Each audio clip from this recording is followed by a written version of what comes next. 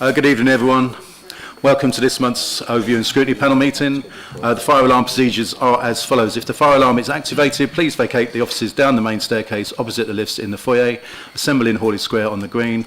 Officers will assist you and advise you when it's deemed safe to return to the chamber. Would everyone present please ensure that their mobile phones are turned to silent and they are not used to make or receive phone calls whilst this meeting is in progress. Please note that this meeting is being live streamed for the members of the public. The meeting will also be recorded and be subsequently broadcast on the internet. Does anyone intend to film the meeting? That's known. There's no member of the public, so we'll move on. I've had no requests to speak under 20.1 and no requests for public speaking. Okay, moving on to item number 1, apologies for absence. I have two apologies, one from Councillor Worrow and one from Councillor Will Scobie, who's been replaced by Councillor Harry Scobie. Any further apologies? Councillor Coe. Also, apologies from Councillor Packman and Councillor Pope.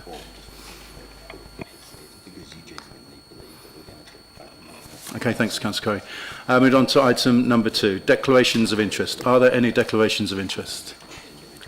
And that's a no. Okay, item number 3, the minutes of the meeting held on the 21st of January 2025. To approve the minutes of the Overview and Scrutiny Panel held on January 21st, 2025, a copy is attached to the agenda pack. Can I have a proposer, please? Councillor Davis and a seconder, Councillor Austin, thank you. Everyone agree? Excellent. Moving on to item number 4. So did you get this? I'm moving on a bit quickly. Oh, we must welcome Emily to Overview and Scrutiny before I forget. She's going to be in charge of us instead of Charles going forward. So. Okay, item number 4, the minutes of the meeting held on the 11th of February 2025. To approve the minutes of the Overview and Scrutiny Panel meeting held on the 11th of February 2025, a copy is attached to the agenda pack, and can I have a proposal for that? Councillor Austin and a seconder.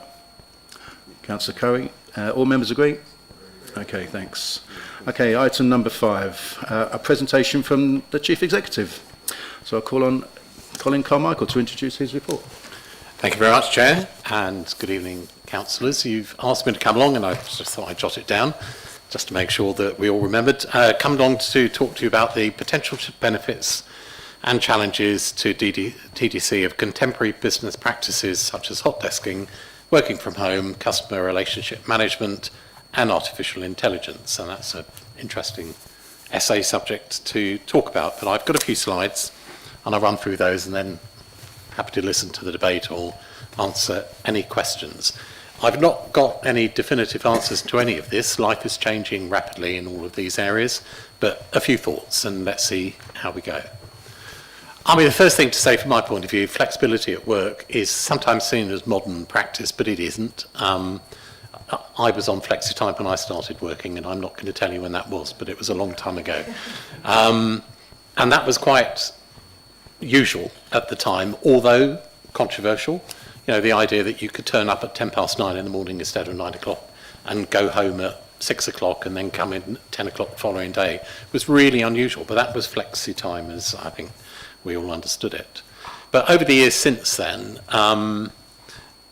what was simply, I think, a practice to be helpful to staff has transformed itself, particularly up to the pandemic, of being a practice which is deliberately there to help people with specific issues come to work when they might not have been able to come to work. And particularly that began with childcare, but it's even more of an issue these days about employee retention and engagement and the ability to attract a more diverse workforce. The less restrictions you put on people, the more people you will get to apply for the job, and particularly, as I say, people who, depending on gender or ethnic status, may have a problem with the kind of hours that we would normally set. Flexibility is something that really helps. And that's particularly important, I think, for Thanet, given our geographical positioning. It's often said, isn't it, that about 3/4 of our catchment area is fish, and that's not probably the right phrase to use, but nevertheless, it's definitely the case that people that work in Thanet live more in Thanet. My grammar's wrong. There are more people in Thanet who live here and work here than I would have come across in any other council I've ever worked for. And that's because of the geographical nature and we draw people from within Thanet. And that's not a problem, but it does mean to say that we don't necessarily access the number of candidates that you would if you're in Maidstone or if you're in London Borough. And so therefore, flexibility of working is particularly important for us in terms of attracting candidates. Whereas normally, certainly in previous years, without flexibility, we would have been mainly confining ourselves to a catchment area of Thanet. And I don't want to, in fact, I can't overstress the importance of employing the best possible people at all levels to deliver the services that we do deliver. In my personal view, that is the number one requirement. If you employ good people, you will find that the services that you deliver over a period of time improve because they know how to manage people, they know how to manage budgets, they've got good ideas, they know how to fix problems, and there aren't many people who are good at doing all of those things. And the more flexibility we have, the more people we're going to be able to employ with those skills. So I said, up to the pandemic, there was a lot of flexibility. As I said at the beginning, we sometimes think that flexibility is relatively new, but up to the pre-pandemic, this is my personal way of working, I'd always worked on the basis of trust with senior managers. Not that we didn't trust staff low down, just saying my own personal relationships were primarily with directors and heads of service. And if somebody really wanted to do a report at 3 in the morning and come in a bit late the following day, what was the problem? I mean, the main point was to try to make sure the person was doing their job properly. If they chose to do it at weird hours, I wasn't going to interfere with that. And so working from home was already a thing pre-pandemic. It is linked to hot desking to some extent, but I'm talking here initially about flexibility. But it had been confined primarily to doing a report and having a bit of peace and quiet to do a report. So you'd get up at 2 in the morning or whatever, put your child back to bed, do the report, go back to bed yourself at 4 in the morning. You could actually do that kind of working. As well as the fact, though, that in transactional jobs, such as council tax collection, housing benefit collection, Civica, the work that Civica used to do for us before we've now moved to Partnership 1, Civica had a very strong policy of staff working from home. And in transactional work, it was quite usual. And call centres, as we know, where people used to work from home. So that was definitely up to the pandemic. But things obviously changed. Hot desking, I think, is slightly different to flexibility. Flexibility is having a mutual deal with a member of staff about how they will work, with the manager saying, yes, that's an acceptable pattern of working, and the member of staff sticking roughly to that pattern. Hot desking relies on making people work from home for some days in the week in order to reduce the number of desk spaces that you need to provide, and therefore in order to reduce the amount of accommodation that you need to provide.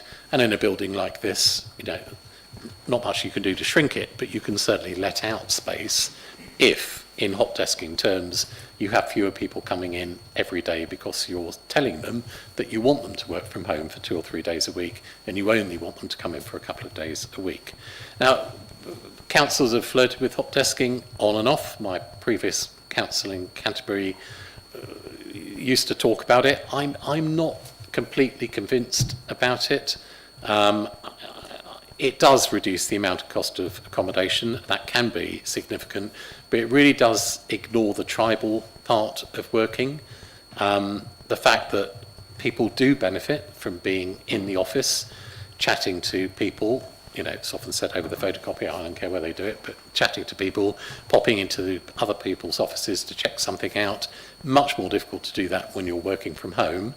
And so from my point of view, a hybrid approach is much better, and without being too, if you like, rigid about your approach.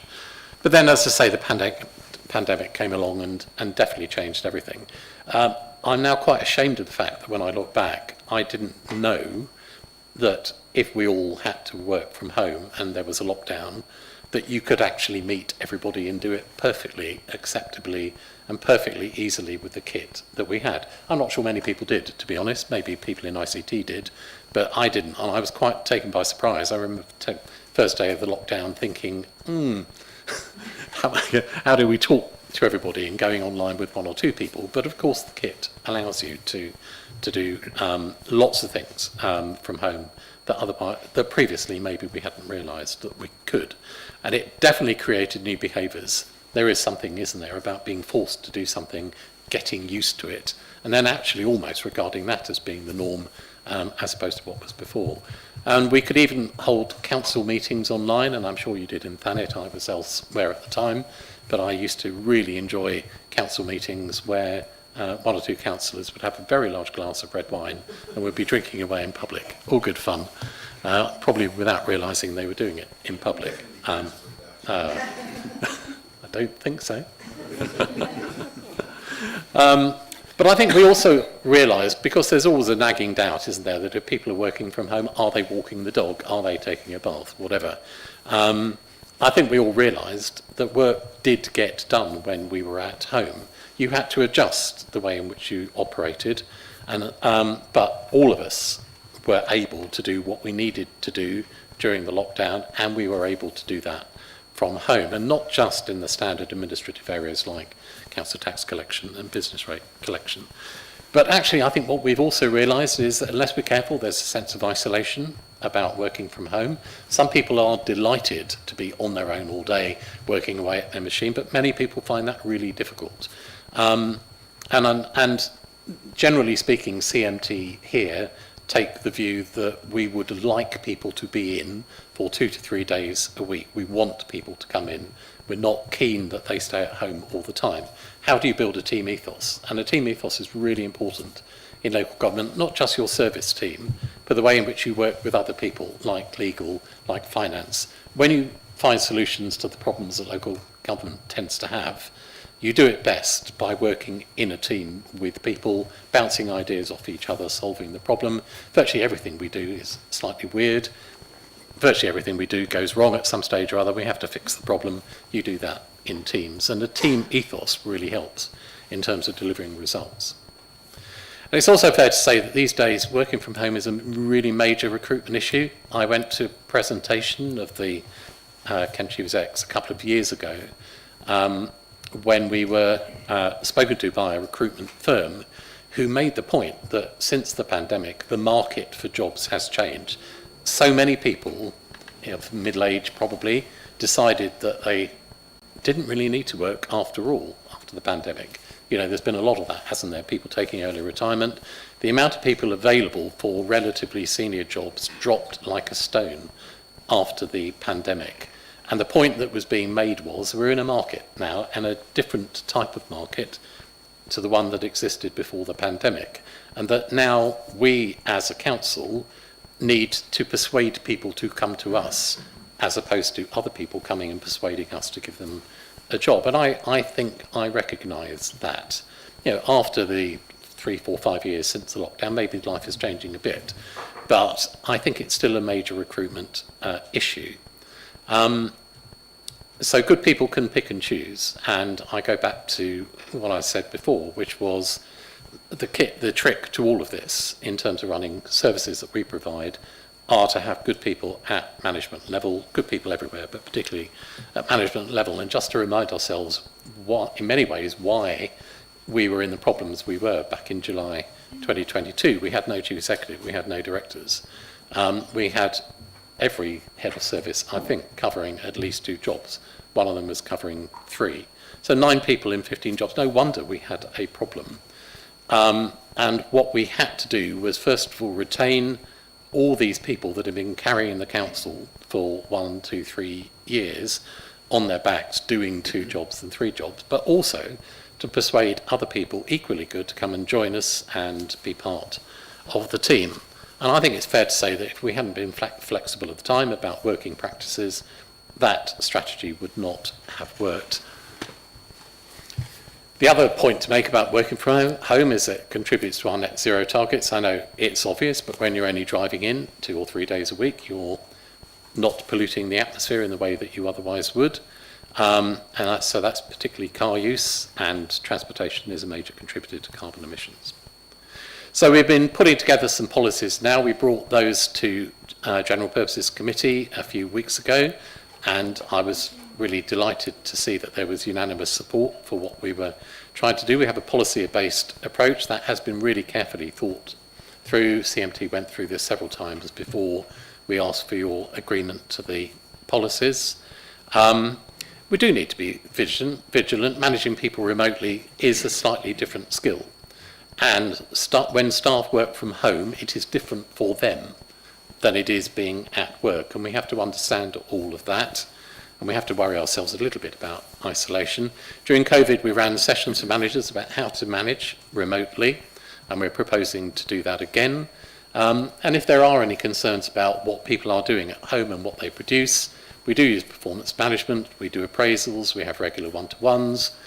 We are very keen that people come into the office for 2-3 days a week at least, and that is a way for managers to check out with them what they're doing and how they're doing it. And I think I can genuinely say that from what I've seen, there is no reduction in effort. Quite the contrary, at the moment, life is incredibly busy and people are working really, really hard. We are designing Cecil Street to be practical about seating. More people wanting to come in has meant that we've had to redesign some of the areas where staff work, and we're trying to do this so that teams can sit together, as opposed to the traditional hot desking where you turned up and you rented a seat and you weren't necessarily sitting anywhere near somebody from your team, which I don't personally think is brilliant. On digital, we've had to take account of all these changes. The main effort in digital does need to be aimed at residents to give them the best possible online service, although obviously we're doing a lot to support staff working at home and the flexibility there. So I'm moving on, if you like, to the other part of this presentation. We need to get away in terms of how we adapt ourselves to our digital contact with our residents. We need to think about transactions as opposed to services. Of course, residents don't think about us in terms of service areas. They haven't got a clue how we're divided up. What they think about is, how do I order a miss bin? How do I put in a planning application? How do I access housing? That's how they see it. And so we need to think more in terms of transactions and not services, and we need to redesign all of our processes through the website to make it as easy as possible to transact with us and to be as hands-free as possible.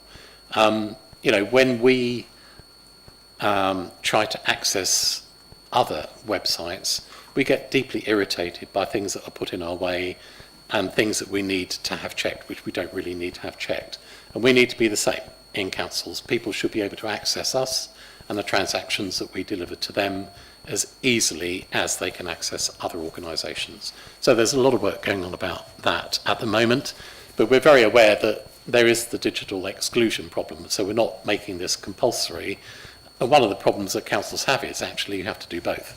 You have to provide a really good digital experience, but you also have to allow people to phone you up if there's a problem, and if people can't afford or don't have access to the internet, well, that's important too.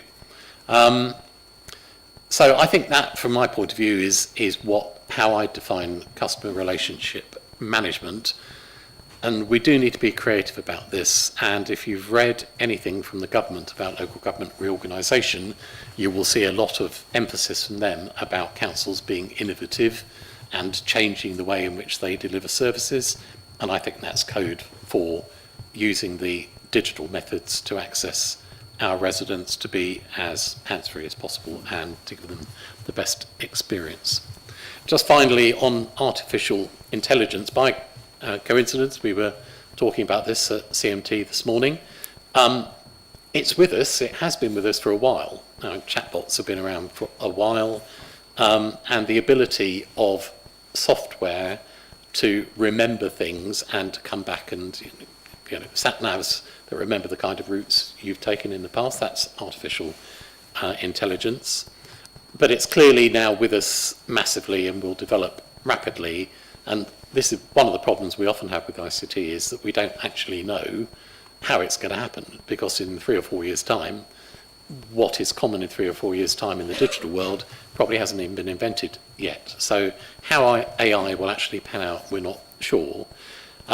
It's definitely going to help us in managing the transaction to delivering hand-free services, particularly in areas where you need joined up evidence-based and data-led decision-making. There's a lot of that in terms of what we do, but we are worried about the impact on data protection, and uncontrolled AI has got the potential for getting us into all sorts of trouble with the Information Commissioner. So we're developing a policy on AI which we will be needing to approve shortly. I've mentioned the data management problem.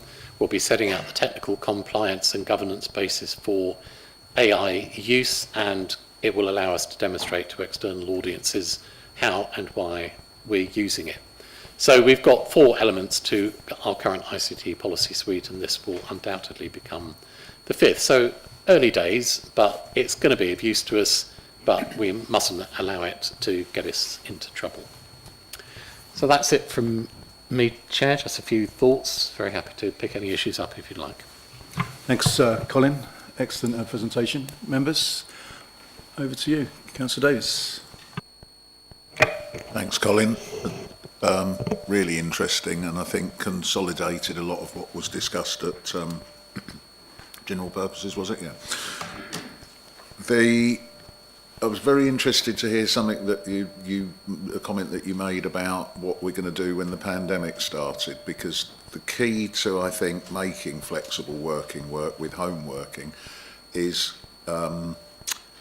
technology, because we can have those Zoom meetings and it overcomes a lot of that isolation issue, because you can physically interact with people. I worked from home for 20 odd years quite happily, and a lot of people were very happy I worked from home because it meant they didn't have to put up with me in an office all day.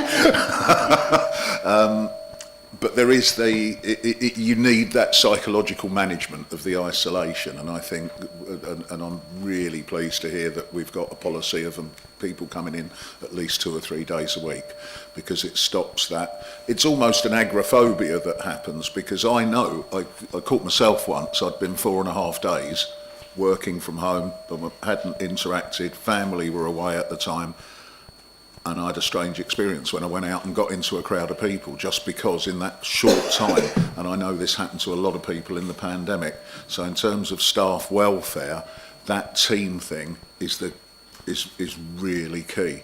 But technology can. I think it's just down to the quality of management, effectively. And the same thing with the AI, if I can just sort of have a little rattle here, because I think AI is a phenomenal, it's like all phenomenal opportunities, it's a phenomenal threat as well. I know our IT department are doing incredible work to try and sort of develop this.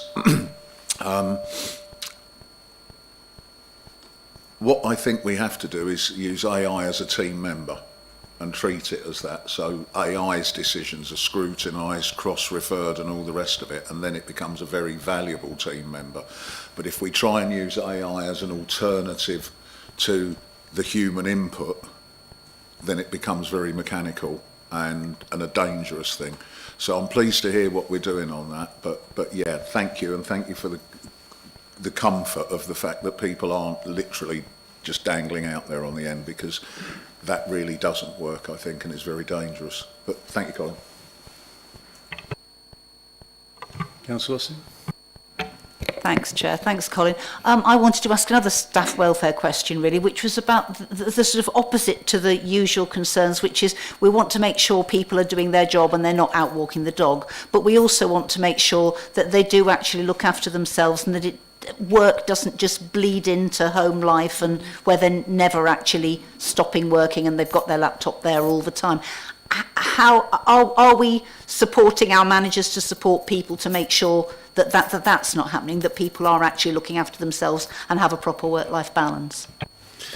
We are, although you can't persuade everybody to be proper about that. And I do know, I see emails coming in from my colleagues at weird times of the day and night, and I do sometimes worry about what they're doing and how hard they're actually working. No, I mean, as I say, managing people when they're working from home is a bit different. There are some things that are common, but you need to transfer it. So, health and safety requirements, for example, I think we're as responsible for people's health and safety at home when they're working, because we have a duty of care to them, as when they're at work in here. And yet that took a while for people to get hold of, and, you don't want to be too intrusive about what people they're doing in their own home, and yet you have to be clear that they should be safe. So I mentioned the training that we gave managers about how to do this, and as I say, this morning we were talking about repeating that. So yeah, you know, you can't. What do you do if people choose to you know, you can see when they're working too hard. You can try to help, you know, work with them to adjust that. But in the end, it's flexibility, isn't it? They're choosing to be flexible, and they're choosing the way that they work, provided they're not being doing that in an unsafe way. Probably that's part of the deal, isn't it? Yeah. So Davis? Just one other question. I don't know if it causes any problems. Do we, because again, people's privacy is quite correctly important, do we have a home visiting system or anything where people's working position and workstations are assessed or anything? Because one thing I am aware, and again, we had teams of people working partly in the field and partly from home. And when somebody had the ability and the space to designate that's my working area, and ideally with a door on the room, but most people didn't have that. It's a corner of the living room, or you know, the corner of the kitchen with a unit and a laptop and that. Do you find that affects people's effectiveness? Have we got any way of monitoring that, or is that just something that you know, I've seen as a concern? But yeah, thank you, Councillor Davis. I can answer that, I think, because it's, you know, something I've you know, been involved in sort of through the pandemic and things.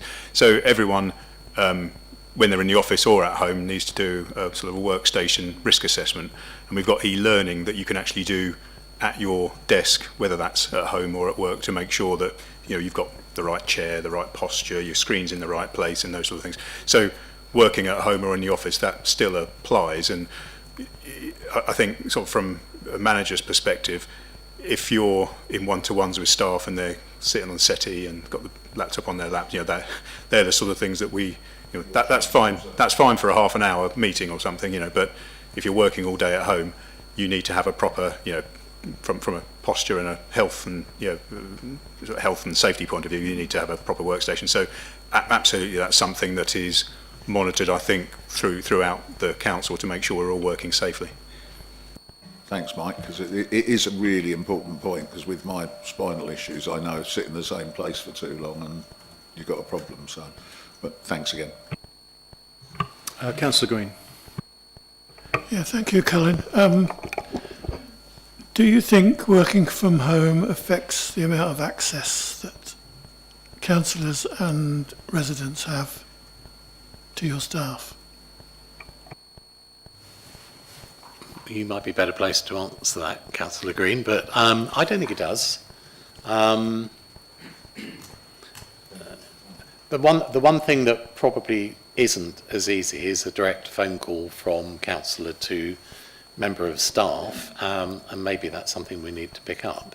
But I think email now and chat is so prevalent that people will pick that up at home as much as they would at work. I mean, but perhaps you should let me know if you think there's a particular problem with that. I mean, TDC withdrew from the other towns in Thanet some years ago, and I think that caused a problem of access. But, you know, online access has helped in that sense. But I do worry about,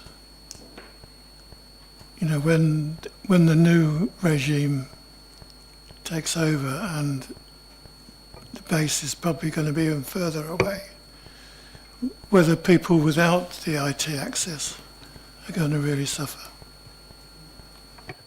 Yeah, I see what you mean. Yeah, I mean, if we're talking about the local government reorganisation, which I assume you are, you know, that's one of the main issues that's under debate at the moment about the potential scale of councils that could be 500,000 population or more, when Thanet is 140,000, I think. So we're a pretty big council, I think the third biggest in Kent. So after the county council, of course. So I'm sure there'll be a lot of thought gone into that. If there's any comfort, I think virtually every council that's gone through this debate has worried about the ability of local people to access the new councils. And there are things like local area committees, particularly for planning. Obviously, relationships with the town and parish councils are really important. But we're way away from being anywhere near that thinking at the moment, because we haven't even got a geographical boundary agreed between the councils and Kent over several months, I don't think. But provided that we can make sure that all of our transactions are as accessible as possible online, hopefully for most people that will solve the problem. Because actually most people really just want to get something, they want a service delivered to them. If they need a new waste bin, provided they can go online. If they need bulky waste collection, provided they can go online and order it, and it happens, they probably don't care how big the council is. So I think it's a balance between the democratic part of this, which is how do you take decisions, and can you get to a position where decisions are taken locally within a bigger council, and the law does provide for that, so we should be able to think about that, and a balance between that, but also the ability of individual residents to just access the transaction and get something done for them or delivered for them. I think we can do both, but we've got to do a lot of work on it, I think, as we lead into the new councils. Councillor I did have one other, if I could. It concerns this building. Do you think this building is too big for us now? Well, I'm not sure it is. Chris, you're running the office. Do you want to pick that up? Links back to what Colin was saying earlier in terms of the tribal desire of teams to work together. My observation is that actually at the moment, particularly during busy days in the middle of the week, the office is very much near to capacity, and actually there's more demand for desk space. We're seeing an increasing number of staff that want to work in the office in the middle of the week. So what we need to do is actually look to manage that as best we can, because to be honest, and this is not something that's unique to Thanet District Council or local government, there is much bigger demand for the office space in the middle of the week, and there's much lower demand on a Monday and a Friday.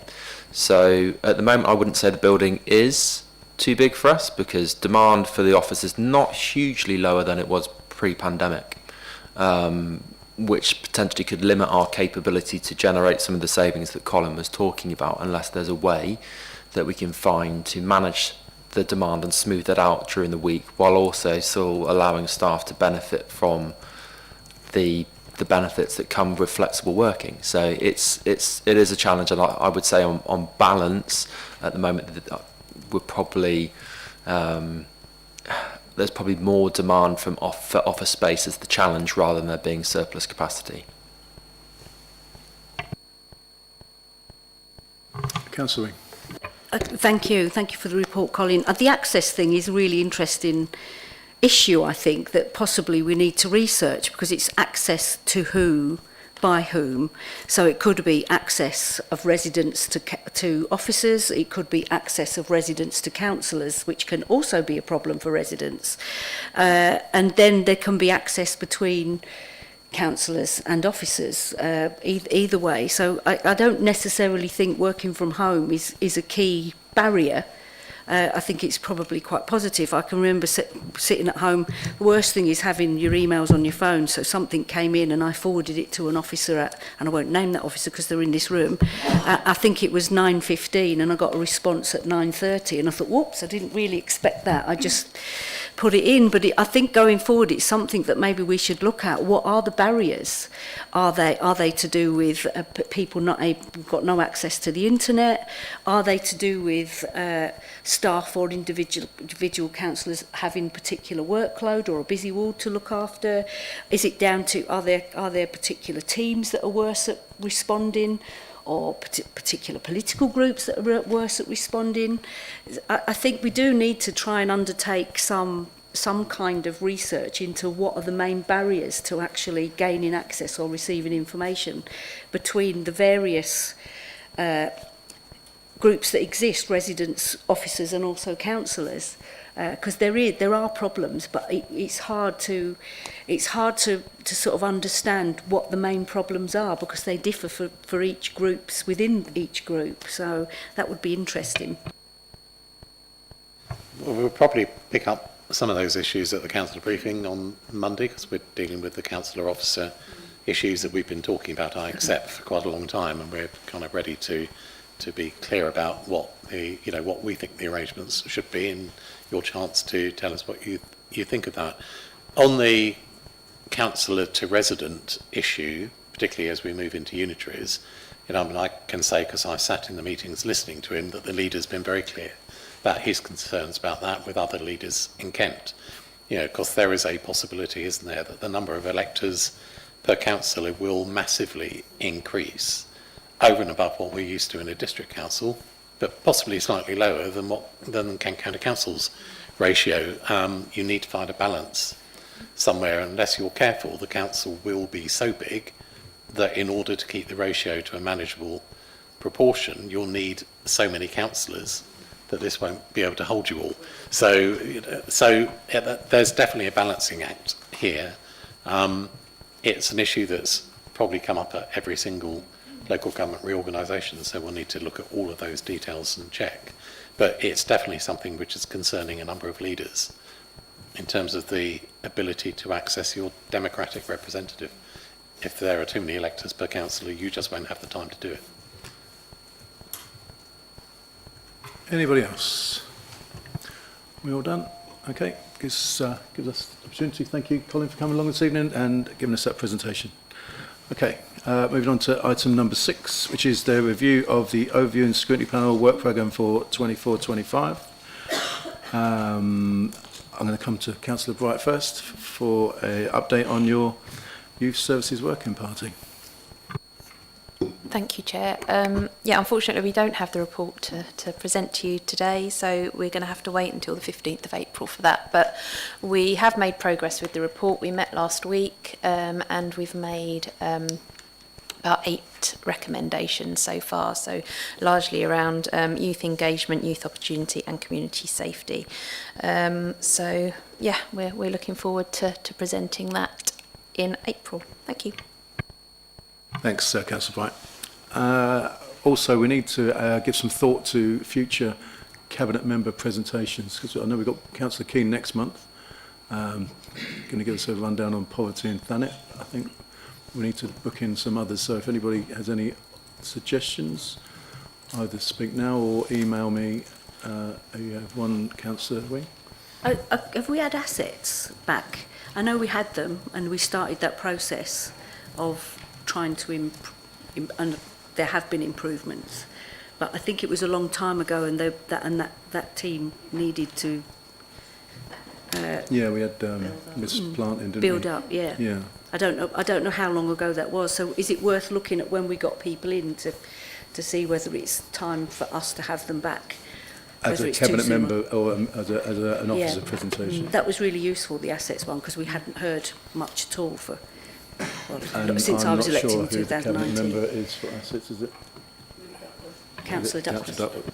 Yeah, we can look back. We can have a look at that and invite her along if it's not been, or it's been over 6 months, I think. Anybody else? Any other suggestions? If you do, just email me, because we need to line them up 2 or 3 months ahead, really, to be honest. Any other questions or comments on the work programme? Obviously, we're going to set up the next working party, and that's going to be on the cost of living crisis in Thanet. I'm not sure. Was it your recommendation or your suggestion, Alan? I can't remember whose suggestion it was for. No, for. Was it you, David? Okay, so when we get to the next meeting, we'll look at setting that working party up and not looking for volunteers for that. And obviously we've got Councillor Keane that's going to be giving us a presentation, so the precursor for that. Okay, so there's nothing else to suggest, and can just members note the work programme, please. Thank you. Okay, item number 7, the UK Shared Prosperity Fund Programme for 25-26. Call on Louise to present the report. Thank you. Good afternoon, councillors. So this report is to invite members of the Overview and Scrutiny Panel to scrutinise, note and comment upon the recommendations being provided to Cabinet on the 20th of March. The report sets out a request for officers to commence delivery on the extended phase of the UK Share Prosperity Fund. I'm going to say UK SPF as we go through my note, programme for the 2025-26 financial year. Thanet has been awarded just over 500,000 worth of funding to deliver projects within the priorities of community in place, support for businesses and people and skills. During the first round of the UK SPF programme, we had just over 1.1 million with a number of priorities. The teams delivered a variety of grants programmes where we awarded grants to over 30 voluntary community and social enterprise organisations, totalling 344,000. This included 26 small grants of up to 10,000, 9 development grants for business plans, 7 development grants of up to £20,000 for pilot projects. And the team also supported a grants programme for the Thanet Lotto with a contribution through the UK SPF funds for youth-related projects.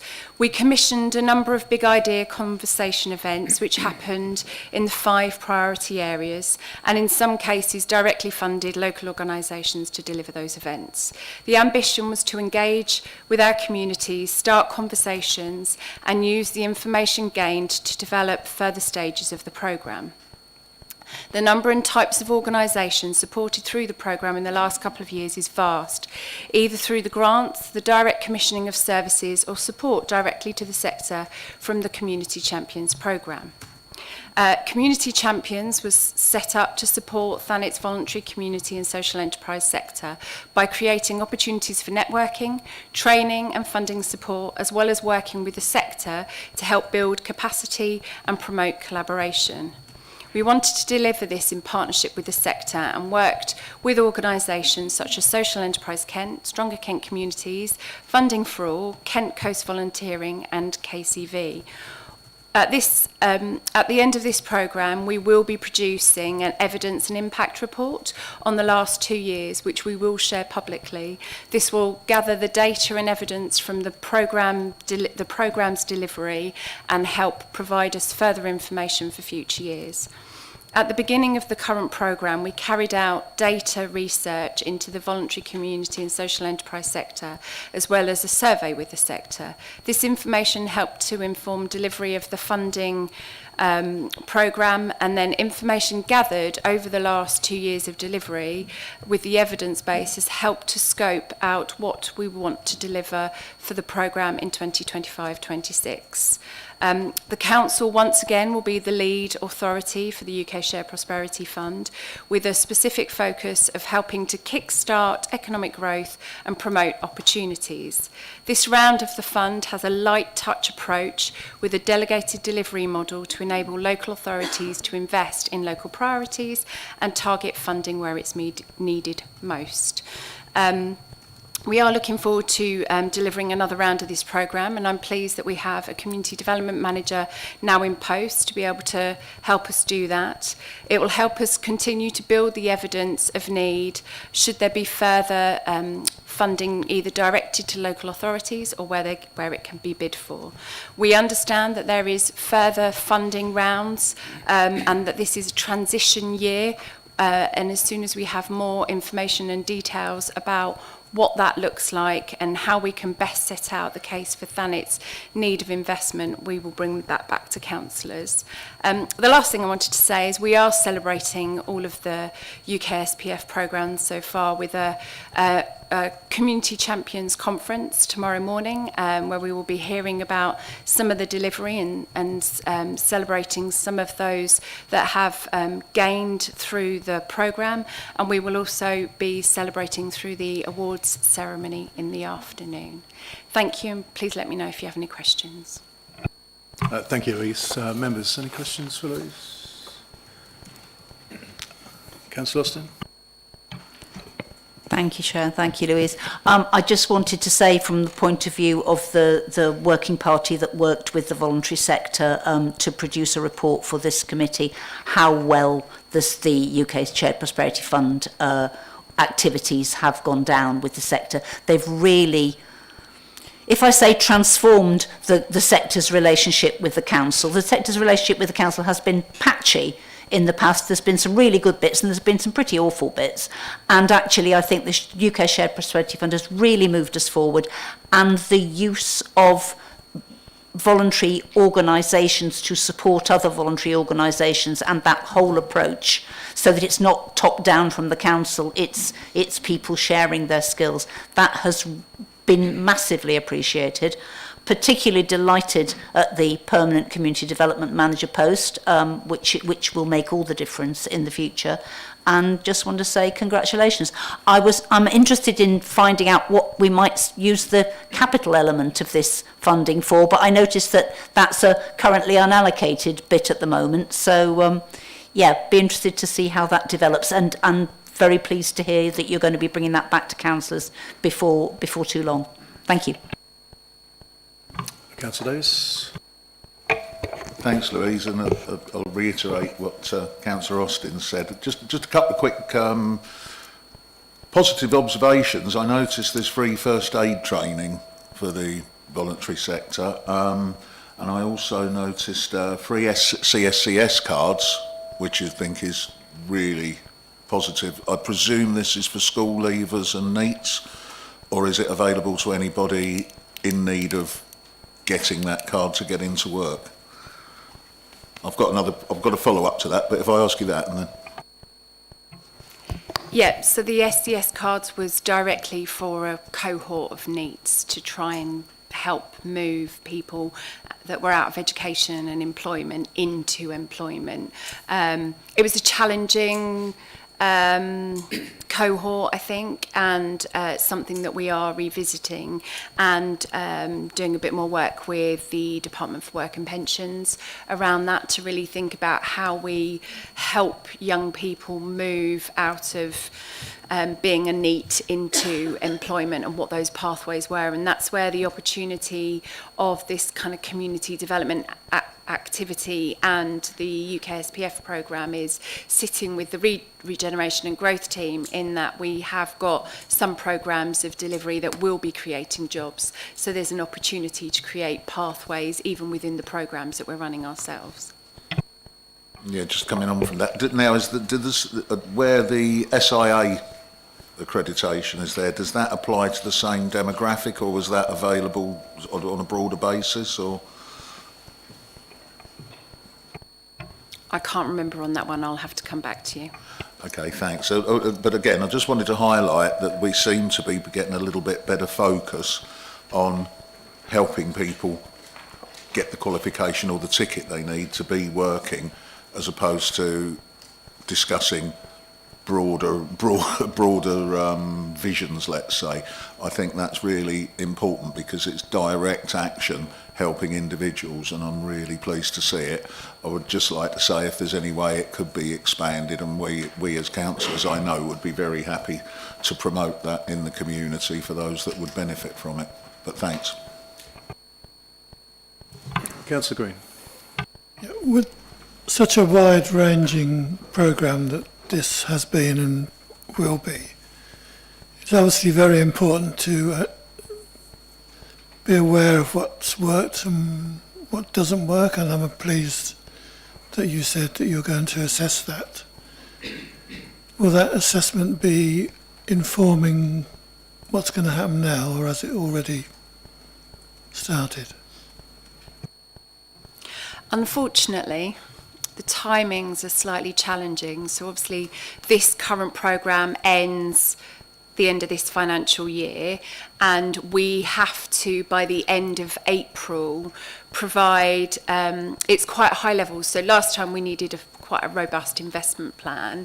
We don't need such such detailed information, but we have to, by the end of April, say roughly where we are spending funding in terms of delivery. Now, we don't have the full impact and evaluation report ready to say, okay, this is what happened, and then therefore this is how we're going to spend the money. However, as we've been going through, obviously we've had a dedicated resource to this programme. They've been able to see where things have worked. They've engaged with all of the organisations delivering, and that allows us to be able to then focus where we think stuff's worked really well, and we've seen some of the outputs. Also, we haven't had feedback on all of the outputs across the programme because they're all still being delivered. It's also worth saying that the focus is slightly different for this next year. There was a lot of focus in the previous programme on community development, let's say, and working with community and voluntary organisations. This next year there is a little bit more focus around getting people into work and that kind of business and enterprise, of which there was only 1 year set aside with a smaller amount of funding in the round that we're currently in. So the focus will be slightly different. We still intend in running the Community Champions programme, but you'll see things like the teenage market being mentioned as a line for funding in the next round, because that's more about entrepreneurship and getting people into jobs. So there's a bit more of that will be happening in the next round. But all of that evidence will be gathered should. What we don't know is what will come next, and there's been a suggestion there will be further funding, but what does that look like? Is it over a longer period of time? Does it come to local authorities? Is it directed to certain parts of the sector? We don't know, so we just want to keep building that evidence base. But what we know now is being built into the programme. Glad to hear that the targets are becoming a little bit harder, as it were,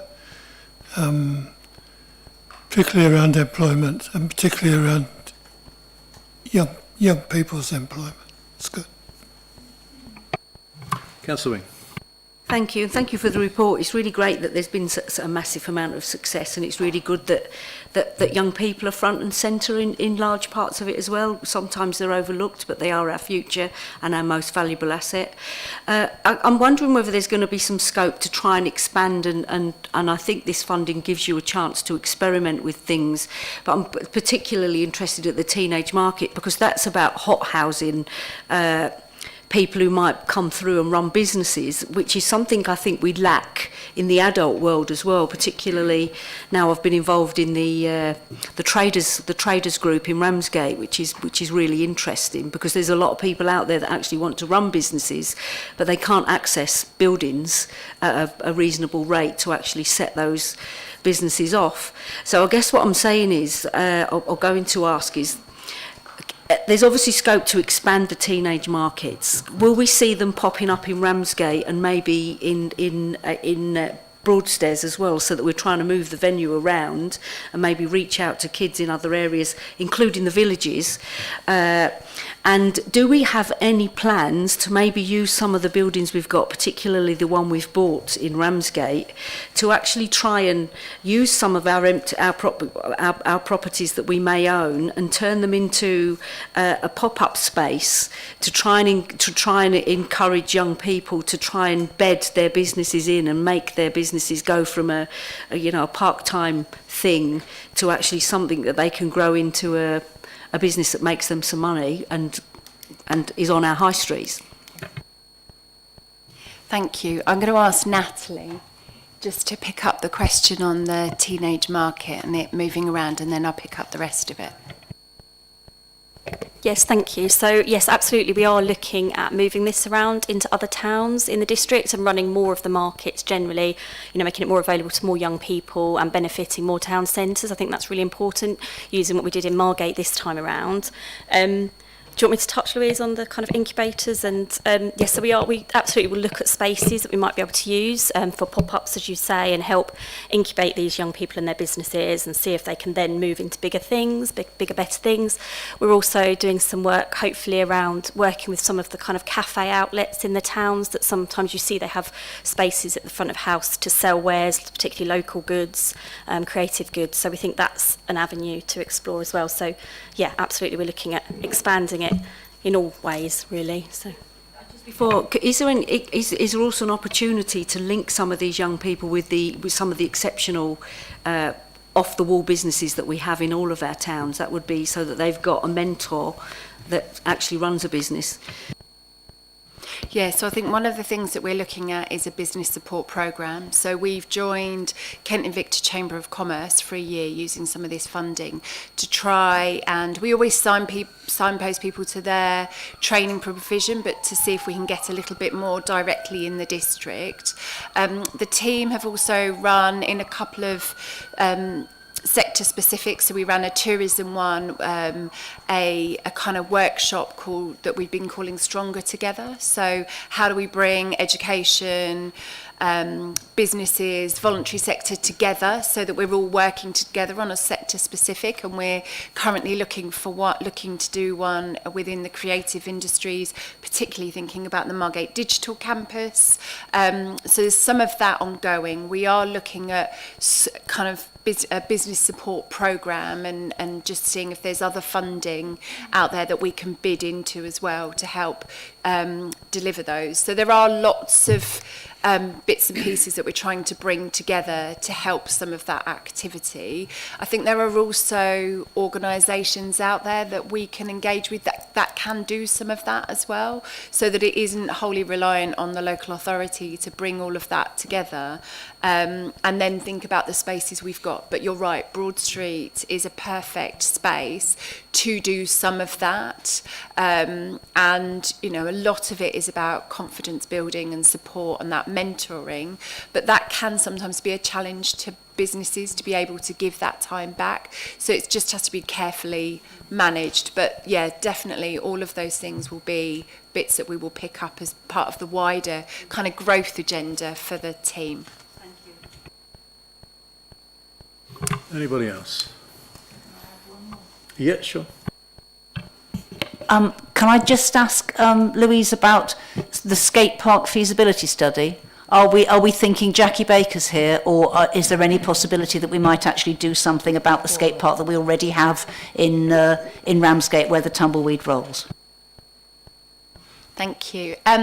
So when we had the Thanet Community Lotto Grants Programme, we had a submission for some funding to develop a skate park strategy. That didn't quite work or fit with the Lotto funding, but actually with the work that the team are doing on the Margate skate park, and we had interest from both the Ramsgate and Westgate skate parks in our Lotto and UKSPF grants, we realised that there was probably something that we could pull together by way of access to communities and community development. So this isn't about a single site, this is about what does Thanet have to offer, what opportunities are there, and I've said to Tony and team that actually that's something that they can use as part of the work they're doing, looking at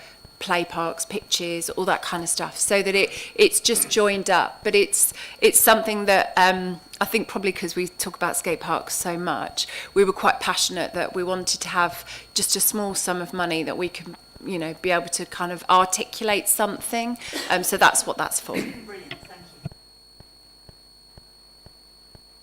Well, yeah, sorry, I just want to add on to what Councillor Austin said. We and it's come from the youth strategy, the youth CAG that we've been, the working party that's been really, really useful. I've really enjoyed being on it. And we seem to have lots of facilities for young kids, particularly coming through 106 money, up to the age of about 8. And as soon as you hit sort of 10, and I would include young adults, maybe 20, 21, there's you know, you wander around Thanet, the whole of Thanet, and there's very little on offer for these young people, which is why some of them are getting themselves into a bit of a mess in some of our town centres. So I think we mustn't just make it about skate parks. We need to look at a review of our parks and see, are they fulfilling the needs of our young people, all of them, not just the toddlers that are relatively well served in comparison to teenagers. Tony?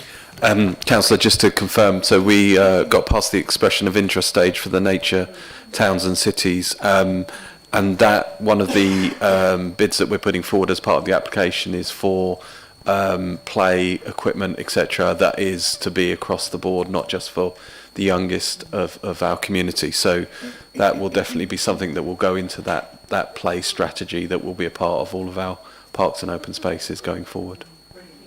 Obviously, if we get the funding for the application. Excellent. We all done on that one? Okay, thanks, Louise, for that. Okay, moving on to item number 8, to award the BT THE 5-year repairs and maintenance contract for CCTV. I've got Mike Humber, but I think it's Chris, yeah? Chris. And I'll call on Chris Gunn to present the report. Hello there, good evening everyone.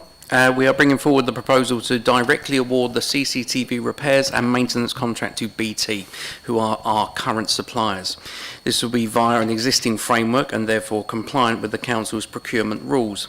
The new contract will last 5 years and cover the repairs and maintenance for all camera systems indicated in the report. The contract also includes provision for the expansion of the CCTV control unit, as parts of this will need to be under a managed service contract. The contract will also cover 51 new cameras to be installed to renew the ageing fleet of cameras that we have at the moment. A new video management software system will be installed as part of the improvements to the control room, which would allow us to be more flexible with our approach to CCTV. Alternative options are described in the report. The first is to do nothing, but this would result in us having a no maintenance contract in place and would constitute a breach of regulations. The second is to enter into a maintenance contract without investing in new CCTV apparatus. However, this is not recommended as the system is becoming old and obsolete with frequent reliability issues which will worsen over time and be very, very costly. The proposal has revenue and capital budget elements. The capital works cost is anticipated to be anticipated to be just over 1.1 million, and the table in section 6.1.7 of the report provides details of the funding sources, the majority being from the approved general fund and housing revenue account capital programs. The revenue cost of the contract will also be funded from a number of revenue budgets as set out in section 6.1.4 of the report. These allocations respect the various service areas which CCTV requirements they have will be brought under the proposed single contract. CCTV is at the forefront of crime prevention within Thanet. We work tirelessly with partner agencies to try and keep Thanet safe, and we want to keep improving on that year on year. By updating the system, making vast improvements to infrastructure and cameras will help us towards achieving this aim. We are also trying to streamline the service and bring video and audio data security under one department. This will provide consistency of service in this important and highly regulated area. It will also ensure that data is secure and reduce the chances of audio and video data breaches. I would be happy to answer any questions and invite the Overview and Scrutiny Panel to review the report and make any recommendations for consideration by Cabinet on the 20th of March. Thank you, Chris. Members, Leo. Thank you. Can I ask why it is that the lease lines are doubling in price? Do we know why? Unfortunately, that's an open reach thing. It was actually taken right up to government to try and combat, but they haven't been able to. It's been allowed to happen. We don't know the ins and outs of it fully as to why, but yeah, they are doubling. Over the time period of our 5-year contract with BT, who technically are a part of Openreach, they are actually reducing our lines, so the amount of lines that we actually have, so we can wirelessly connect.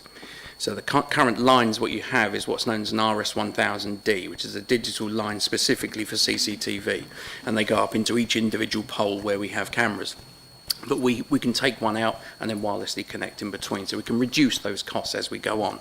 And BT have also brought out brand new products which will actually supersede what OpenReach give us and actually be at significant cost savings. So we'll actually save money over the 5-year term, so that we'll reduce over time. Okay. Thank you for that. Anybody else? Councillor Austin? Thank you, Chair. Thanks, Chris.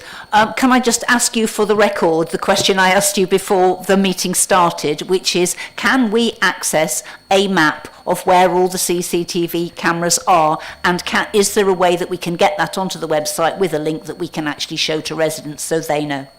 Please. 100%, yes you can. And I'll make sure that we get that onto the digital format. So as soon as we can, we'll get that up. Councillor Davis? Note that this combines some of the systems where it's disparate at the moment. I think that's not well before time. Mine is a very naive and daft question. Does this include the CCTV in this chamber, or is it just external stuff? Funny enough, in the chamber, no. It doesn't include these cameras. We can do, it can be looked at, that we can actually draft it in as part of that. But yeah, currently not. It might be something to consider as a recommendation to Cabinet to look at that, because I am aware that this system's pretty antiquated and on its last legs in the chamber. And if we're going to go down this route of combining and coordinating all the other CCTV, it might, it's just a thought that I think that's possibly a recommendation that we should be making, to consider incorporating our internal CCTV on the same system. Okay. Yes, 100%. Yeah, we would be able to do that. The cameras that we have in here are actually quite advanced, actually, for the small amount of space what you actually need them for. But we can actually get those upgraded to brand new digital cameras. That's no problem at all. They'd be quite easy to do. So, yeah.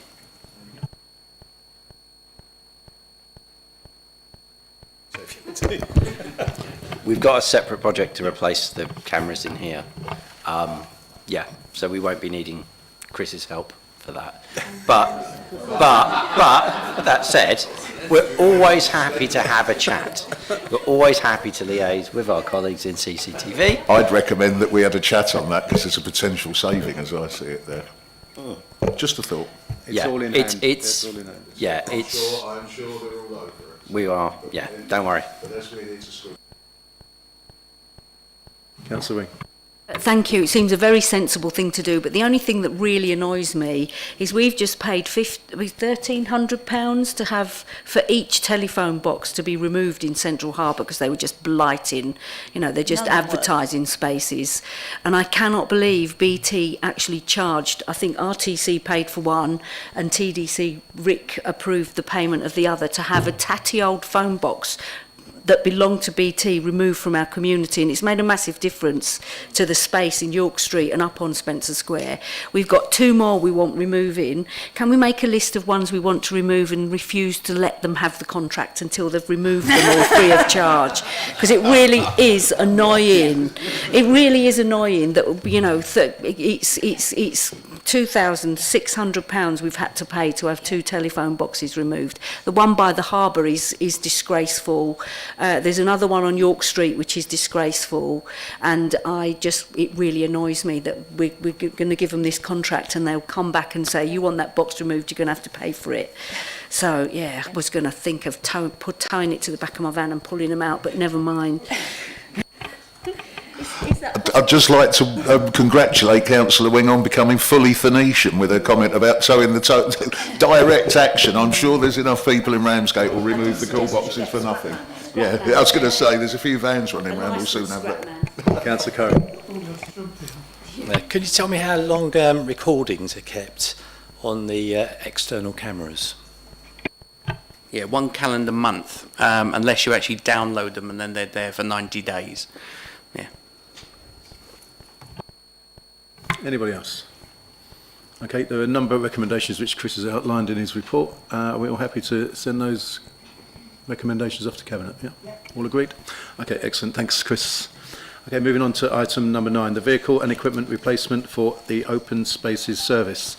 I'll call on Tony to introduce the report. Thank you, Chair. The purpose of the report is to invite members of the Overview and Scrutiny Panel to scrutinise, note and comment upon the proposals to Cabinet to approve a planned purchase of 18 vehicles and related equipment and a HVO storage tank at the Dane Park Depot for the Open Spaces Service. This will be to the value of £1,277,850. As part of the budget setting process each year, the Council approves the capital budget for new vehicles and equipment. The purchases identified in this report can be funded from the Open Spaces Service allocation within the Vehicle and Equipment Replacement Programme capital budget. The Council replaces vehicles and equipment that are over their useful economic life because older vehicles have more regular breakdowns that lead to increased service interruptions and downtime within the open spaces, and they are a greater cost of maintaining them as they get older. The ideal replacement life for a vehicle is every 7 years. The Council has 36 vehicles and equipment that are used to deliver the Open Spaces Service effectively. They are used to deliver grass cutting and hedge cutting, weed and graffiti removal, tree management, and infrastructure minor repairs and works. The majority of these 36 vehicles are over 7 years old. In 2024-25, the Council replaced 7 of these items at a cost of £203,500, and now a further 12 of the existing vehicle fleet are at replacement age and are required to be replaced and are being proposed to be purchased as part of the 2025-26 Vehicle and Equipment Replacement Programme.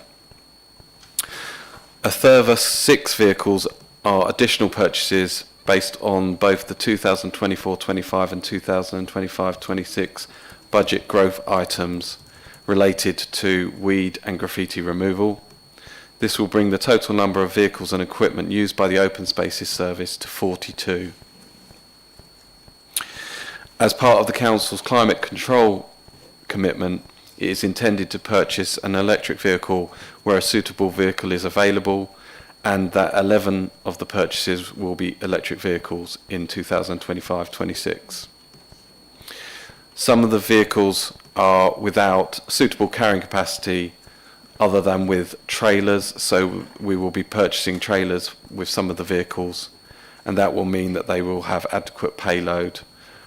Where this is needed, there is an additional cost that has been added to the budget, so the budget number includes those trailers. In addition, 5 7 kilowatt-hour EV charging points have already been installed at the Open Spaces Depot. Due to the anticipated range and daily mileage of the vehicles being purchased, it is expected the electric vehicles will only need to be charged once a week. So this provides a capacity at the depot for 25 vehicles to be electric at this stage, and we're only purchasing 11. Where there are no vehicles on the market capable of being electric vehicles, we are intending to purchase HVO vehicles. It is expected that 7 of the vehicles that will be purchased in 25-26 will be HVO vehicles.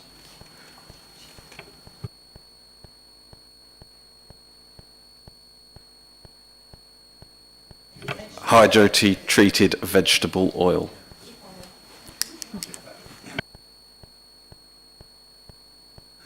Members, any questions? Councillor Curry. Thanks, Tony. Could you tell us how effective the hot foam machine has been removing weeds or graffiti?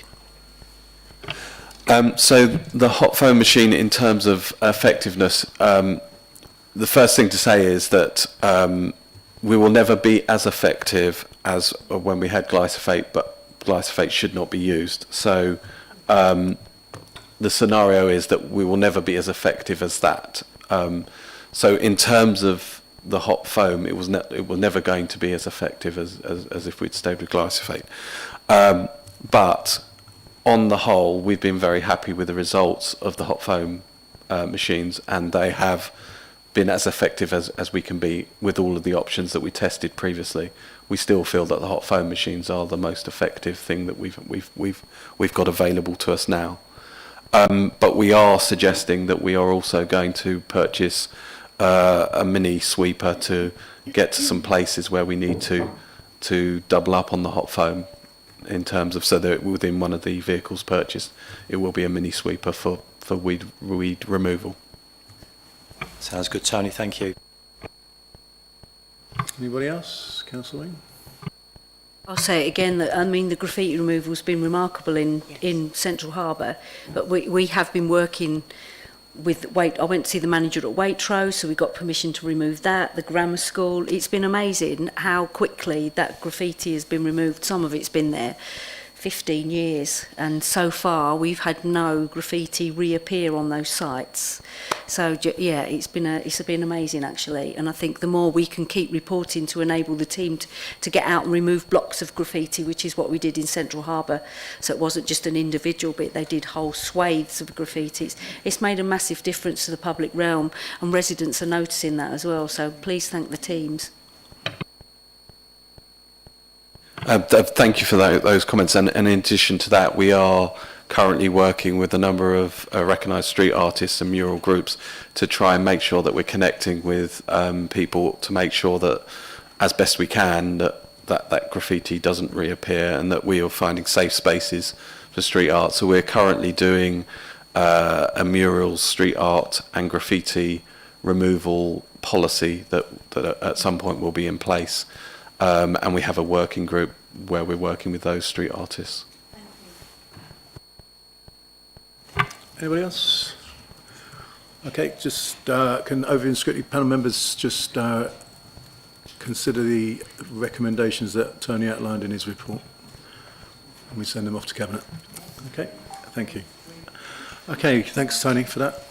I'm going to move things around a little bit. We're going to come back to item number 10 at the end. We're going to go on to item 11, which is the Tenant and Leaseholder Service Key Performance Indicators, Quarter 3, 24-25 Housing Performance Report, longest title I've ever heard. And I can ask Sally to present her report. Thank you very much. Sorry about the title.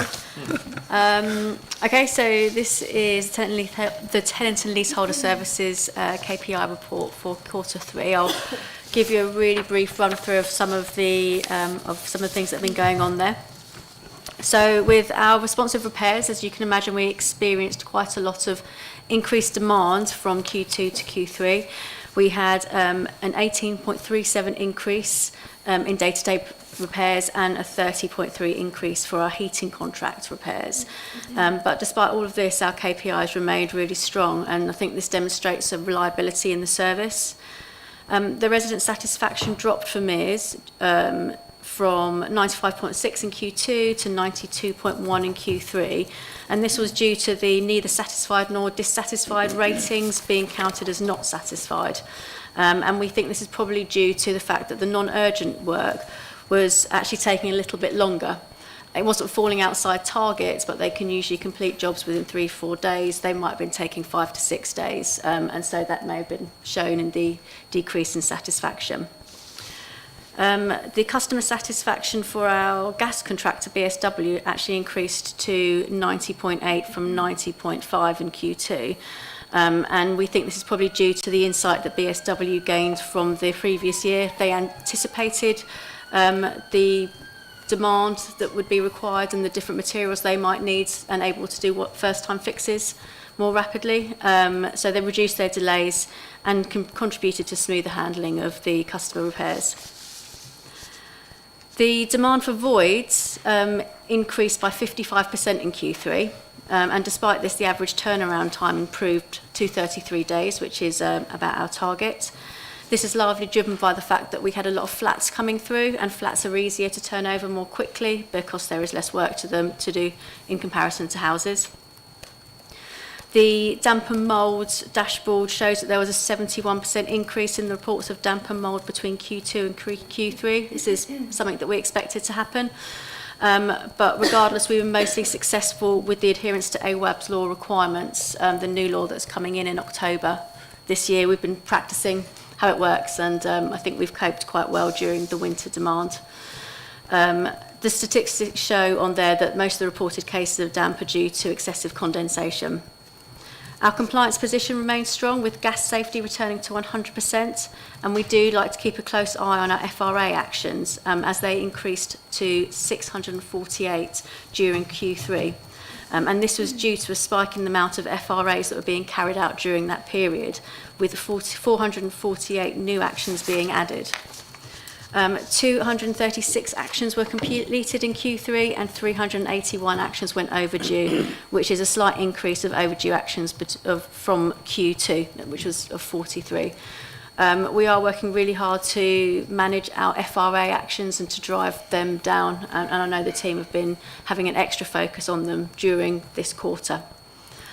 Our capital programme spend is at 40% at the end of Q3, and this is due to the delay of 3 significant projects which are set to commence in the new financial year. The Tower Block project has been hit with delays from the Building Safety Regulator. The application we put in November was rejected.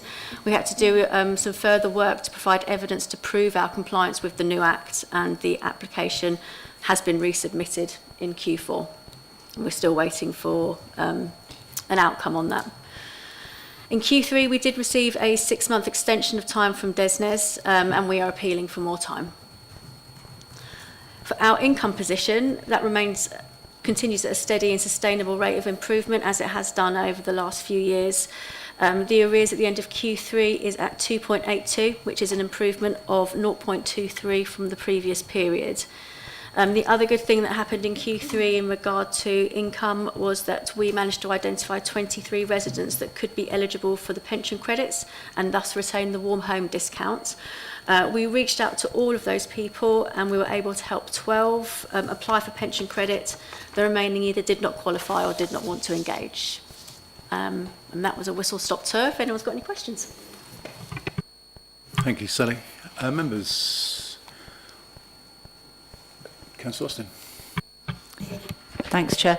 Thanks, Sally. Just to say, we just love these dashboards. They're just, if we could get those about every area of the council's work, we'd be in clover. It's just so easy to understand, and the way that you always explain the acronyms as well in the text, it's really helpful. Thank you. Councillor Davis. Just a quick question on the damp and mould issues, because obviously it's a hot button at the moment. Have we looked as an authority at implementing positive air pressure systems in properties where that's possible? Because I do believe that they get phenomenal results with very little investment and input, as it were, because it simply just positively pressurises it's become quite a technology. And if we haven't had a look at it, perhaps we could.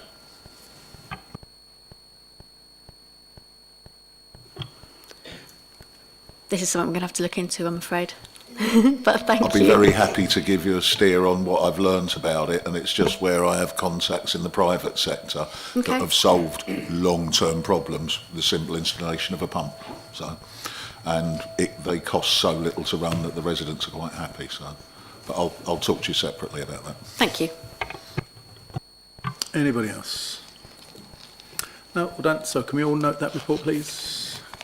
Thank you, Sally, for that. Moving on to item number 12, which is the proposal to proceed with the initial part of the conversion for Grosvenor Place. I called on Ashley to present the report.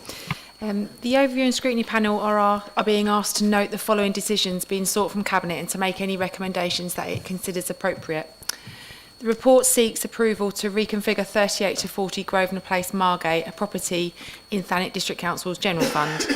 This will, subject to planning permission, transform an empty property into 11 one-bed properties for temporary accommodation, as well as providing a permanent base for the RISE service, which would move from Edgar Road in Cliftonville. The new RISE accommodation, provided at 3840 Grosvenor Place, will include sleeping accommodation for up to 8 people.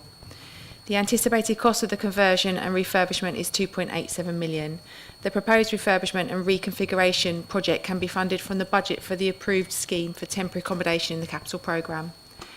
It is proposed to complete the project in 2 phases. The first phase will be the conversion of the single-storey extension to enable the relocation of the RISE project. The second phase will be the conversion and refurbishment of the remainder of the building to provide 11 self-contained flats.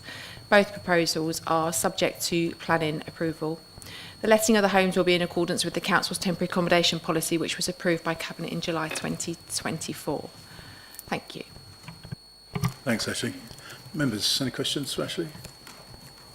Councillor Green? Is there a reason for housing the team in that building rather than using space in this building?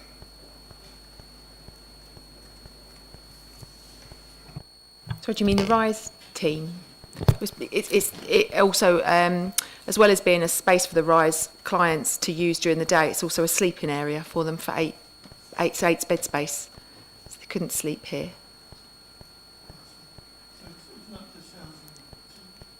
No, it's not the housing. It's not the housing team. It's the RISE service.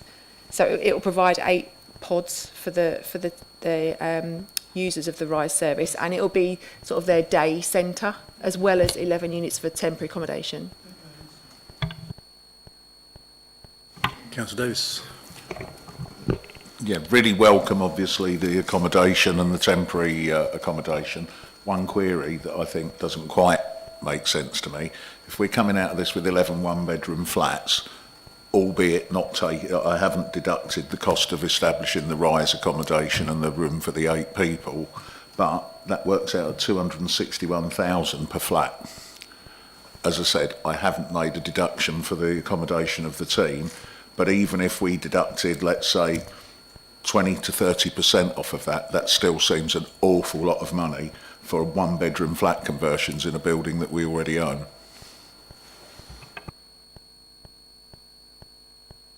It's actually, obviously, it's 18 units because it's 11 for temporary accommodation, 1 bed, and then the 8 units for RISE, so actually it's 19 units of accommodation.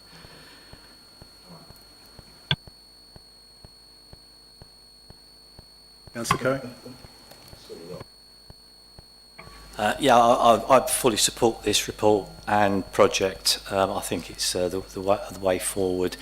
The Edgar Road building has served its purpose.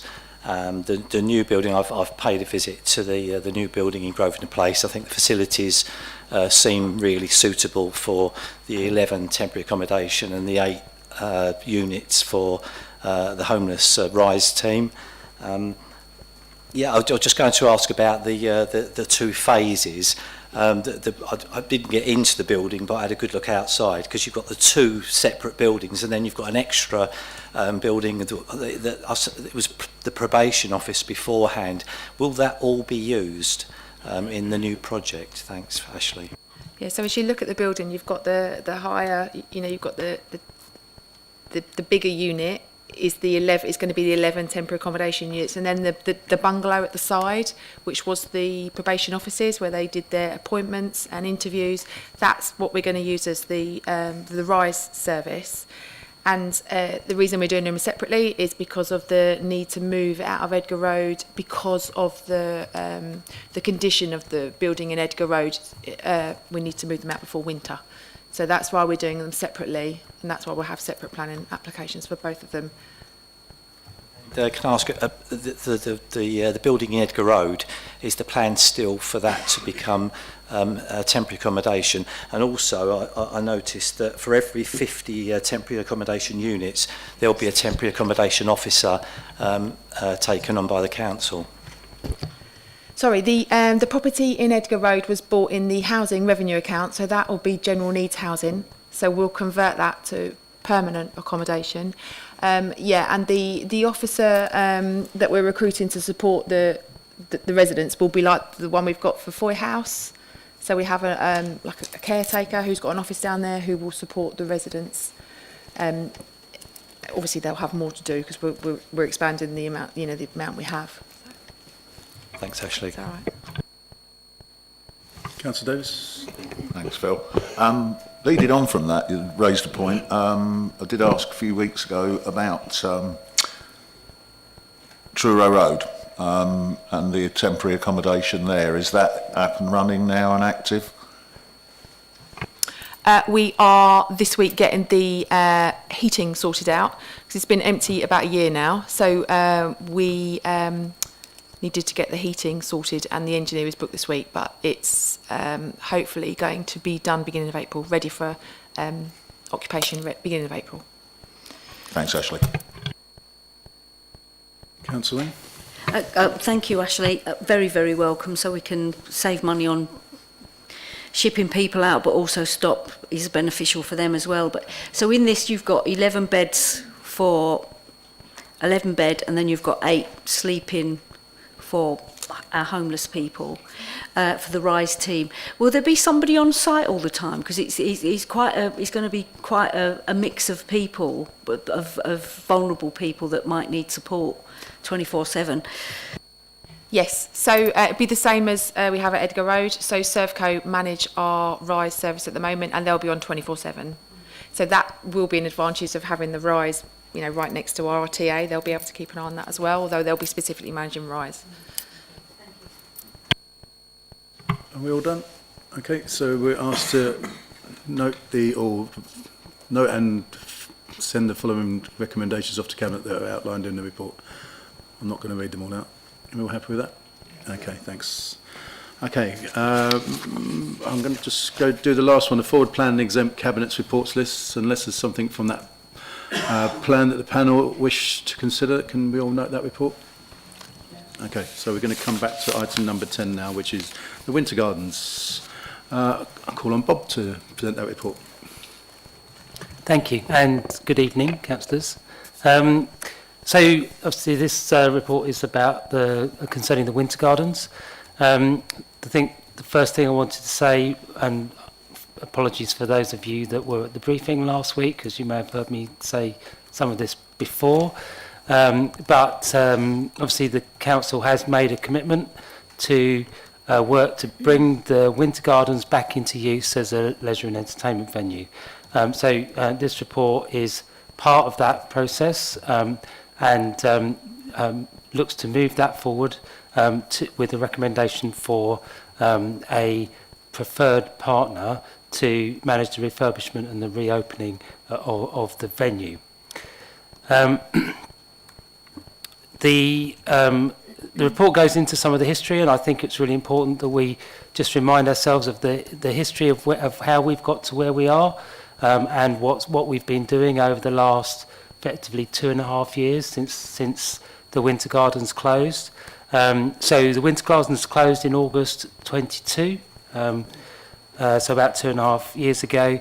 And in September, a report was approved by Cabinet recommending the completion of a range of surveys and studies about the building, with the purpose of supporting a marketing campaign to secure a commercial partner.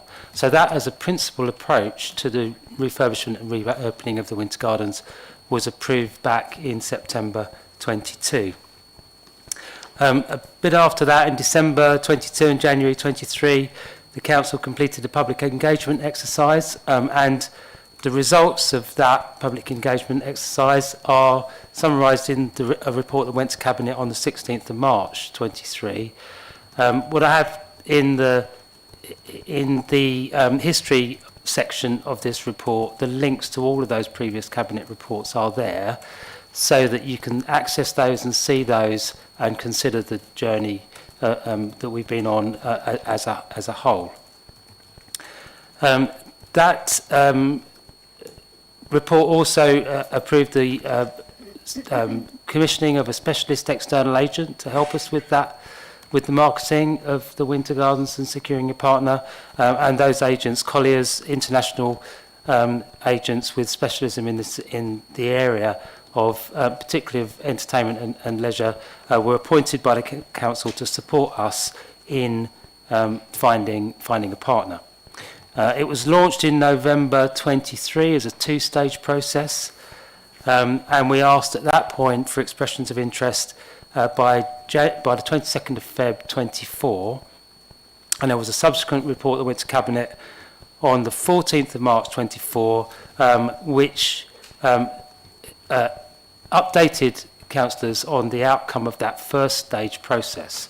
That first stage process didn't secure, it received one submission, but it didn't secure a viable proposal, and that one submission, and the details are in that report from March 24, identified the fact that there was a significant heritage deficit in the building that prevented particularly that bid coming forward in a viable and sustainable way.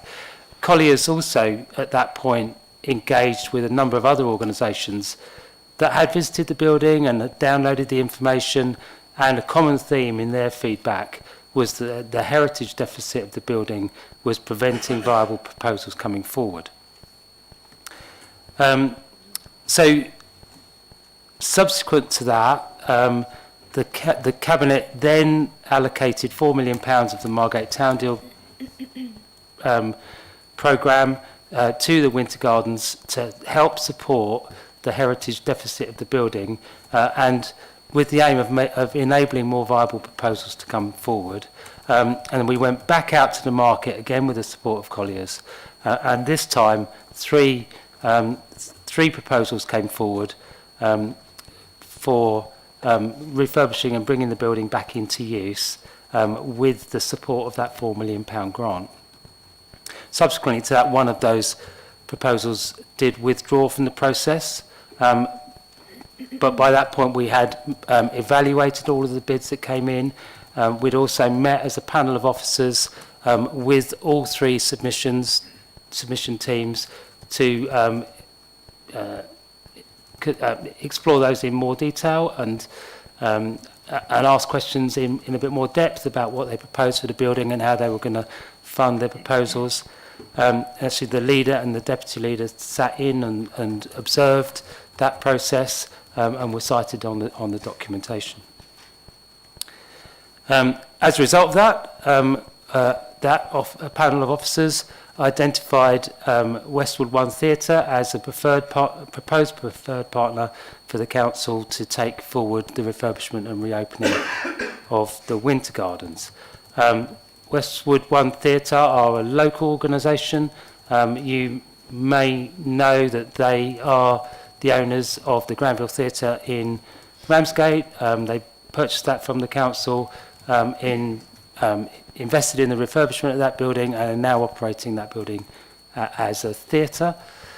I think it's fair to say that the Winter Gardens is a significantly larger project than the Granville Theatre in Ramsgate, and would represent quite an increase in their operation. Since that time, we have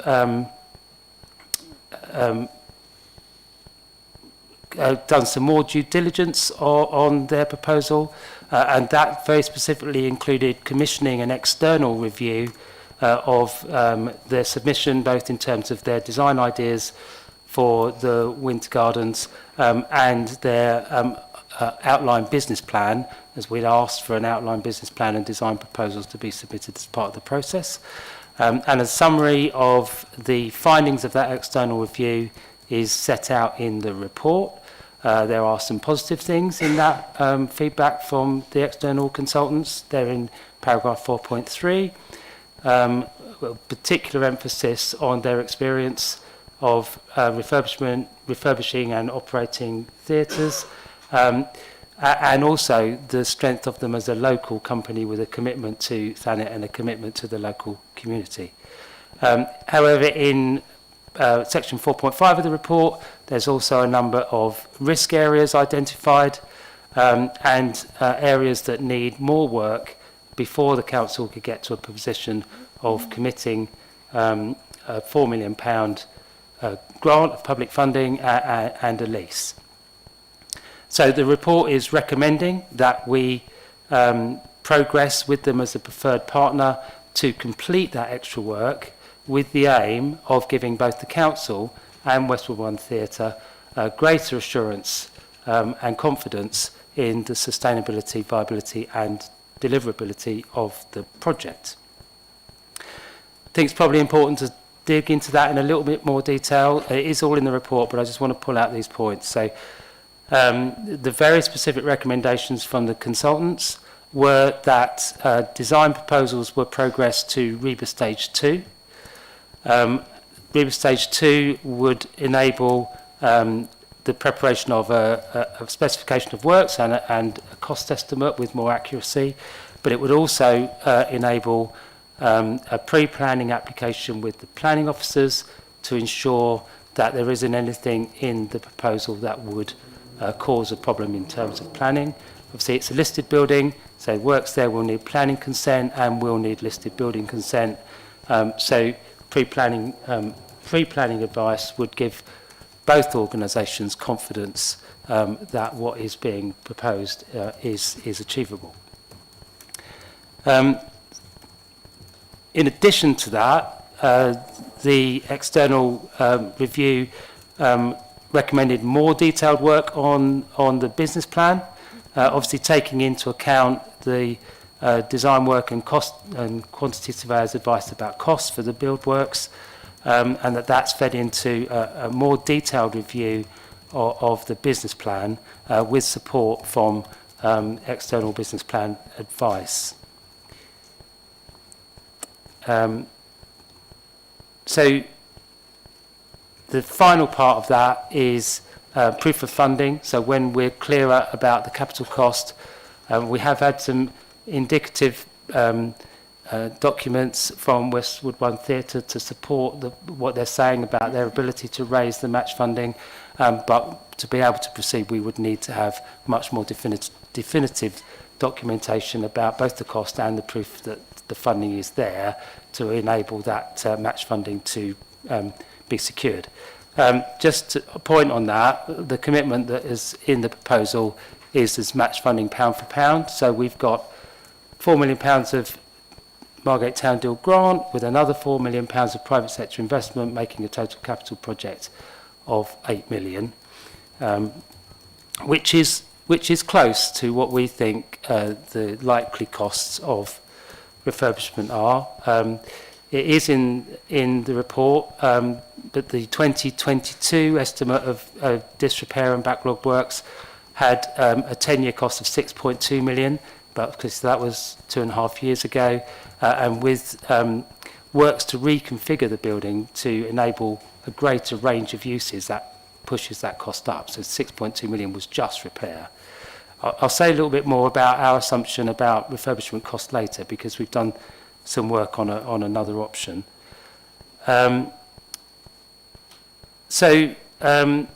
Just moving on to the other options in the report. So there are two other options identified in the report. The first is that we don't do anything, and obviously our assumption as officers, considering the council's commitment to refurbish and reopen the Winter Gardens, is that that's not really an option that anybody would want to support. But there's also some other complications in that our existing holding costs for the building as a vacant building are nearly 200,000 a year. That cost going forward is not budgeted, so that there's quite, there's a really strong reason for rejecting that as an option. The other option which we've looked at is it feasible and viable for the council to complete refurbishment itself and get to a point where we could let a refurbished building to a new operator. And there's some detail about that in the report with some costs. The conclusion, I'm not going to go through those now, but the conclusion of that work is that there is potentially an option for the council to do the refurbishment and reopen the Winter Gardens itself.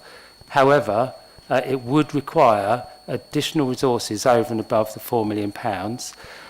And depending on the specification of works and the exact scheme, and obviously we haven't designed anything in detail at this stage, but that additional budget could be anywhere between 2 and 5 million. So for those reasons, we're not recommending either of those alternative options. I just want to take a moment to go through the recommendations in the report. So obviously the recommendations in the report are for the recommendations for Cabinet, and Overview and Scrutiny Panel this evening are invited to discuss the report and make any recommendations that you want for Cabinet to consider.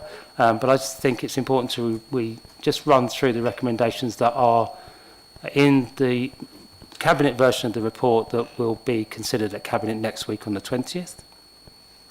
So they are, I'll just take a moment to read these. Agree that Westwood One Theatre is the preferred partner organisation to refurbish and reopen the Winter Gardens. Secondly, note the summary of the independent evaluation set out in section 4 of the report, and there I've given you a high-level flavour of that, but there's a bit more detail in the report about that. Note the mitigation proposed by officers in relation to the issues identified by the independent evaluation.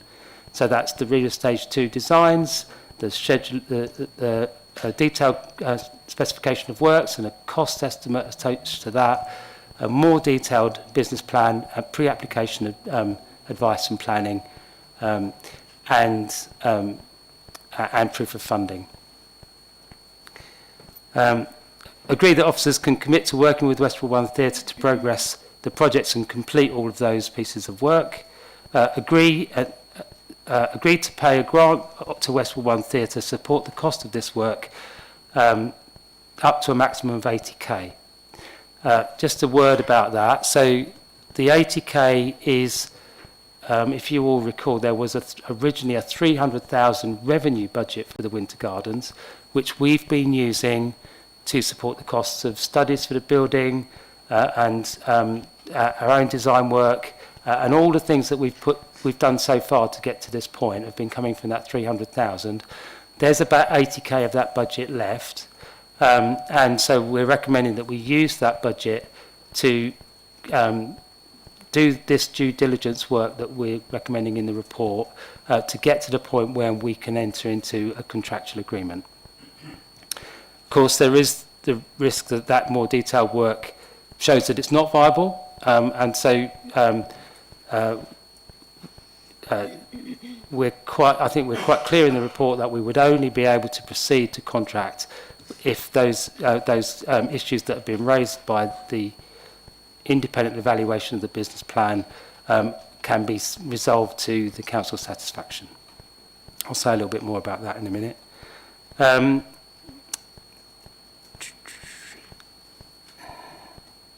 So the recommendation 6 was to note that the grant referred to in recommendation 5 can be paid from the existing revenue budget for the Winter Gardens, and the last two recommendations are to delegate authority to enter into the lease and a grant agreement for the £4 million, subject to the satisfactory conclusion of the due diligence work that I've just talked through. And just to wind up this introduction and to remind you, those conditions are the pre-planning application planning advice indicating that there are unlikely to be significant difficulties securing planning and listed building consent, independent review of the Reba Stage 2 cost plan and detailed business plan that has confirmed that the project's viable and sustainable, and confirmed evidence of the necessary match funding. So that's the introduction to the report, but I'm of course happy to take any questions and listen to any discussions. Thanks, Bob. Members, Councillor Scobie. Thank you, Chair. Thank you, Bob, for that encouraging report. I really hope that Westwood One are successful. I do have concerns about them overreaching, but the due diligence process will find that. Something that leapt out at me from years ago on Overview and Scrutiny was we were talking about leases, and we were saying that 25 to 30 would be the maximum lease that we'd consider, because that's sort of a lifetime of officers, members and so on. And here we have a 999-year lease. Is that a mistake, or are we actually saying we're giving it to them? No, it's not a mistake. So, I mean, a 999-year lease is effectively a virtual freehold disposal, but the Cabinet, when we originally discussed this back in 2020, were keen to retain a head lease control, so that we had some control over the future use of the building, and if at some stage in the future the conditions in the lease weren't fulfilled, we'd have some remedies available to the council to ensure that the building was, continued to be used for its purpose. So, I mean, the length of the lease is effectively needs to be a long period to make it financially viable. And if we talked about a 25-year lease, then that, we really wouldn't be able to secure a commercial partner. So the advice was a long lease of this sort of duration. Yeah.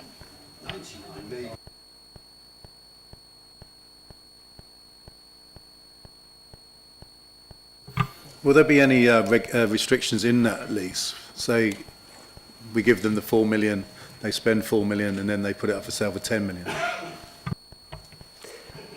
So they won't be able to sell the building. We'll still be the freeholders of the building. There will be restrictions in the lease about and some of that, there's a heads of terms appended to the report. There'll be restrictions in terms of the use of the building, the amount of times, the amount of days per year that it's open, and there are events on there. And obviously, they would need to comply with all of their statutory requirements in terms of planning consent and listed building consent and all of those sorts of things. One issue that has come up in conversation is about charges against the lease, and we've taken some legal advice about that. Obviously, the heads of terms would restrict charges on the freehold, so they wouldn't be able to put a charge against our interest in the building, but they could raise funding against the leasehold interest. So that would enable effectively borrowing to support the costs of the refurbishment, both now and at any point in the future. Councillor Davis first, then I'll come to you. Thanks, Bob. Again, I'll reiterate what's been said here. I don't understand 999 years as a freehold, given our inability to enforce any of the conditions of leases, and we've only got to look at the debacle of Brett's on the harbour if we want to see evidence of that. We're leaving ourselves exposed here. We have a company, a very young company, without a long history of trading. Have we done capital adequacy checks on them? Because it's all very well coming up with an in principle, yeah, we can lay our hands on this money. I'm concerned that we're discussing an individual company, by the way, and for the record, we're on record here. So I'm going to try and pick what I say here, but there have been public displays of very poor business practice with some of the people concerned here. We have not covered ourselves in glory historically as an authority in terms of managing any covenants, conditions, leases or anything. We've only got to look at the 10-year debacle on the Pleasure Armour site and the lies that we were told by the then senior management team about what was happening there. We have the debacle of Seabourn Freight, who, everybody ploughed down saying, no, our due diligence processes need to be absolutely 100% robust and watertight here. And the 999 years is madness for the lease. What it does need is robust checkpoints, breaks, and review points. And if any of the functions that are agreed between the council and the leaseholder are not in place, then things cease, and their risk as well. We're risking 4 million here. Where's the comeback? Because there's nothing to stop them losing another 4 million, then saying we're still 4 or 5 million late. We keep hearing the word slippage, which is one of the things I've said, and I was pleased that Chris Blundell's department said slippage will not be the norm. But if we're allowing people that are not developers, these are not developers. The Granville is a bomb hole in the ground that had some breeze blocks put in it over the years and has been repurposed to make it as functional as it's going to be. That isn't a grade 2 listed building of the volume and importance of the Winter Gardens, which needs specialist. So what happens now? Oh, well, we've had our ideas, but now we need to go and talk to more architects, more consultants, more people to talk about it and come up with plans that we can then employ someone else to pick apart. That's how these things function, and I don't think the money is behind this to do this job. If we look at what we were promised on the Port and Harbour from the levelling up money and how that's all escalated, which is the market, then what we're talking about here in 9 million is more likely to turn out to be 18 to 20 million. Do these people and this company have the facility and the opportunity to raise that? Is it viable to raise that?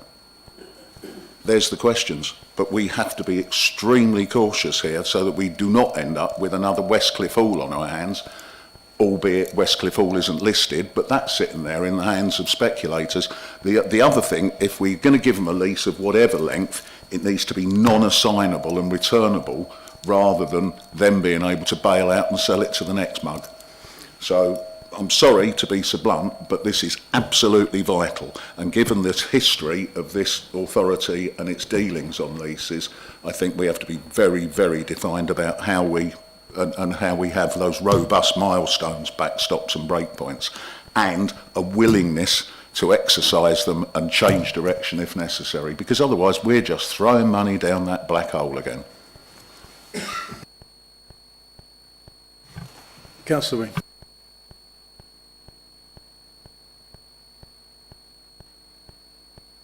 Oh, minor questions. I mean, we have to say that they have turned the Granville around, and I've been to Sally the Magic Woman, or the Sally Psychic I went to see. It was packed, and she did 2 nights. The only place in the country she did 2 nights. I knew that beforehand because she was a psychic. And they have turned that building around. You know, the cafe outside. There have been some issues over parking, but I think they could work better on making people park down. It has upset some local people, but it was there, it was shut, so it wasn't making a noise, and now it is making a noise. So I think that's just part and parcel of the building. I have a real issue with the 999-year lease. I've never heard of anything so ridiculous, actually. And I find it quite difficult that we'd hand something over, although we're not handing the whole building over. I think 99 years is enough. On that, I'll ask my questions in turn, actually. Do we have break clauses? If we're going to give a 999-year lease, do we have break clauses? And are they very well and clear defined, so that we can take that back if things are not going the way that certain conditions are met? So do we have break clauses, and do we have conditions put in place? Conditions which will which are to do with the refurbishment, and also ongoing conditions that will be in operation for 999 years. And how do we change those conditions? Because as sure as eggs are eggs, in 999 years' time, the whole landscape is going to be completely different to it is now. So that's one of the reasons I find it difficult. There's a 999-year lease. So are there conditions? Do those conditions relate to the refurbishment? And are there conditions going forward for 999 years? And is there the flexibility to change those conditions? I've got a few more questions, so I'll do them one at a time, if that's okay, Bob. So yeah, there are conditions. The proposed heads of terms is appended to the report. So I thought it was important that everybody saw that, and both here and at Cabinet next week, the proposed heads of terms will be there. There's conditions in there about the requirement to refurbish and reopen the building. There's conditions to operate it for a minimum number of days each year, and they would extend for the lifetime of the lease. So obviously the 900, I mean, I know I do understand why people raise concerns about that. I mean, it's a ridiculously long time, isn't it?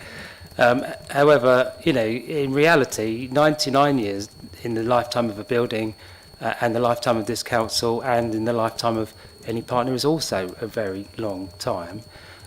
So this is more about the fact that with the 999 years, it's effectively, you know, other than the fact that we hold a head lease with some conditions in it, it's effectively a transfer of the asset. So, and that, I think, is an important part of securing a commercial partner. So, you know, we could go for a shorter lease as an option, but it would significantly change the proposal, and, you know, it might then, you know, effectively undermine the viability of it. So, I hear what you're saying. However, you know, I'd say even if it was 99 years, it's going to outlive the likely lifetime of certainly of the refurbishments that are completed now, which you could only realistically expect to have a 50-year life. So they could sell that lease on?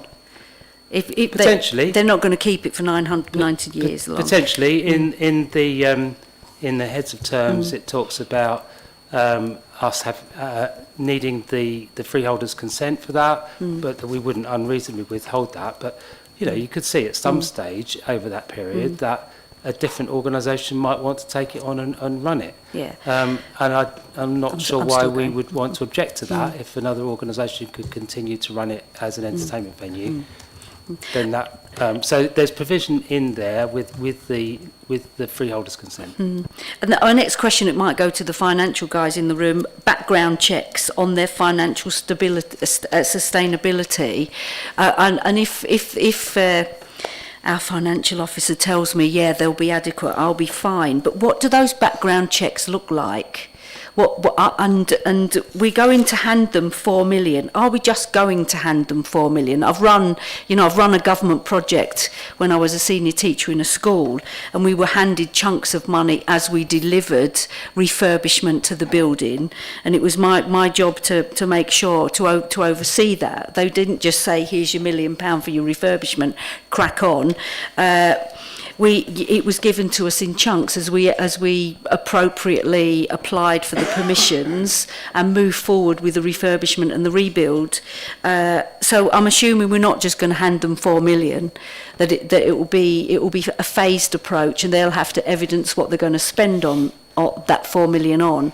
Yeah, that your assumption is absolutely right. So also appended to the report is the template grant agreement. So that was a grant agreement that was prepared by external lawyers. The same template grant agreement that we've used with other grants in the Margate Town Deal programme. That very explicitly requires us to agree delivery milestones. So those delivery milestones will be linked to the progress of the construction works of the refurbishment, and we'll release tranches of funding on completion of those milestones. So we'll be able to effectively track the completion of the works and release the funding at the appropriate time. I mean, a lot of this is in sort of legal speak that, as a layperson, I don't understand. So, Chris, tell me, what would evidence of imagine I need to produce evidence that I can find 4 million. What would that look like? So, as Bob's rightly said, we wouldn't just hand £4 million over to any counterparty without those sort of conditions attached. I think my head would be on a stick and parade around the council chamber if we signed up to that one. In terms of the checks, so for all our suppliers and partners, we undertake credit checks to look into their credit worthiness. I think, as it's already been identified, this is a relatively new company, and they wouldn't have access to £4 million without this sort of opportunity in front of them, because this is a step change in their operations. What we've asked for is proof of funding to be demonstrated. What they're looking to do is to get private finance from another counterparty, another partner that they'll be working for. We've been provided details of those, and then we do credit checks on those as well. So effectively they'll have lenders. I believe it's 2 million from two different party, so that's spreading some of the risk there as well. But again, in terms of getting the assurance that this stacks up, I think it's as much as a forward look as a backward look, because the reality is, as has been said, they've done a good job at the Granville, but this is at a much larger scale, and I think there's more assurance to be gained from the work that this report is recommending around the detailed business case for the Winter Gardens going forwards, rather than looking at what they've done previously. So that, I think, is really where, as officers and also councillors, where the assurance can be gained that the operations of the Winter Gardens going forward stack up, rather than anything that they've done previously. So they've done a good job at the Granville, but I think, has it been a year, 2 years? How do we know whether that operation is sustainable? I don't know, because that would be a telling. That for me would be a telling piece of evidence. If and you know, it takes more than 2 years to turn something like that around, but is that sustainable? Is it wiping its nose? They might not have got their money back for what they've invested in that building, because they had to put a lot in there, but this is a massive step up, and it will be interesting to see whether the day-to-day running, the income and expenditure over a course of a year is balanced out, or they're making a profit. And the other thing, it says peppercorn rent at 11. I mean, are we going to, is it peppercorn rent for, he says there's some sort of review every 25 years. But peppercorn rent, seriously, for the first 25 years? Yeah, so as Bob will probably want to come on this as well. The rent, again, needs to be effectively nil for a period of time because of the investment that's needed in the building. So we've been fortunate to get some grant that we can put in ourselves. It's not TDC, it's not council taxpayers' money, it's central government grant funding. We've seen from the other options that are presented in the report, if we weren't able to access this private sector investment, then we'd be looking to get borrowing from that would be backed by the council taxpayer at a cost of a minimum of £150,000 a year. So effectively, the money they are putting into the building through the private finance that they're attracting is effectively payment in kind in terms of the rent. So they're putting money into that building instead of paying us a rent, is the way that I look at it. Yeah, in terms of the peppercorn, it says that it will be reviewed after a period of time and then every 25 years on. But I think, so the other question was around, does it stack up in terms of the business case going forward?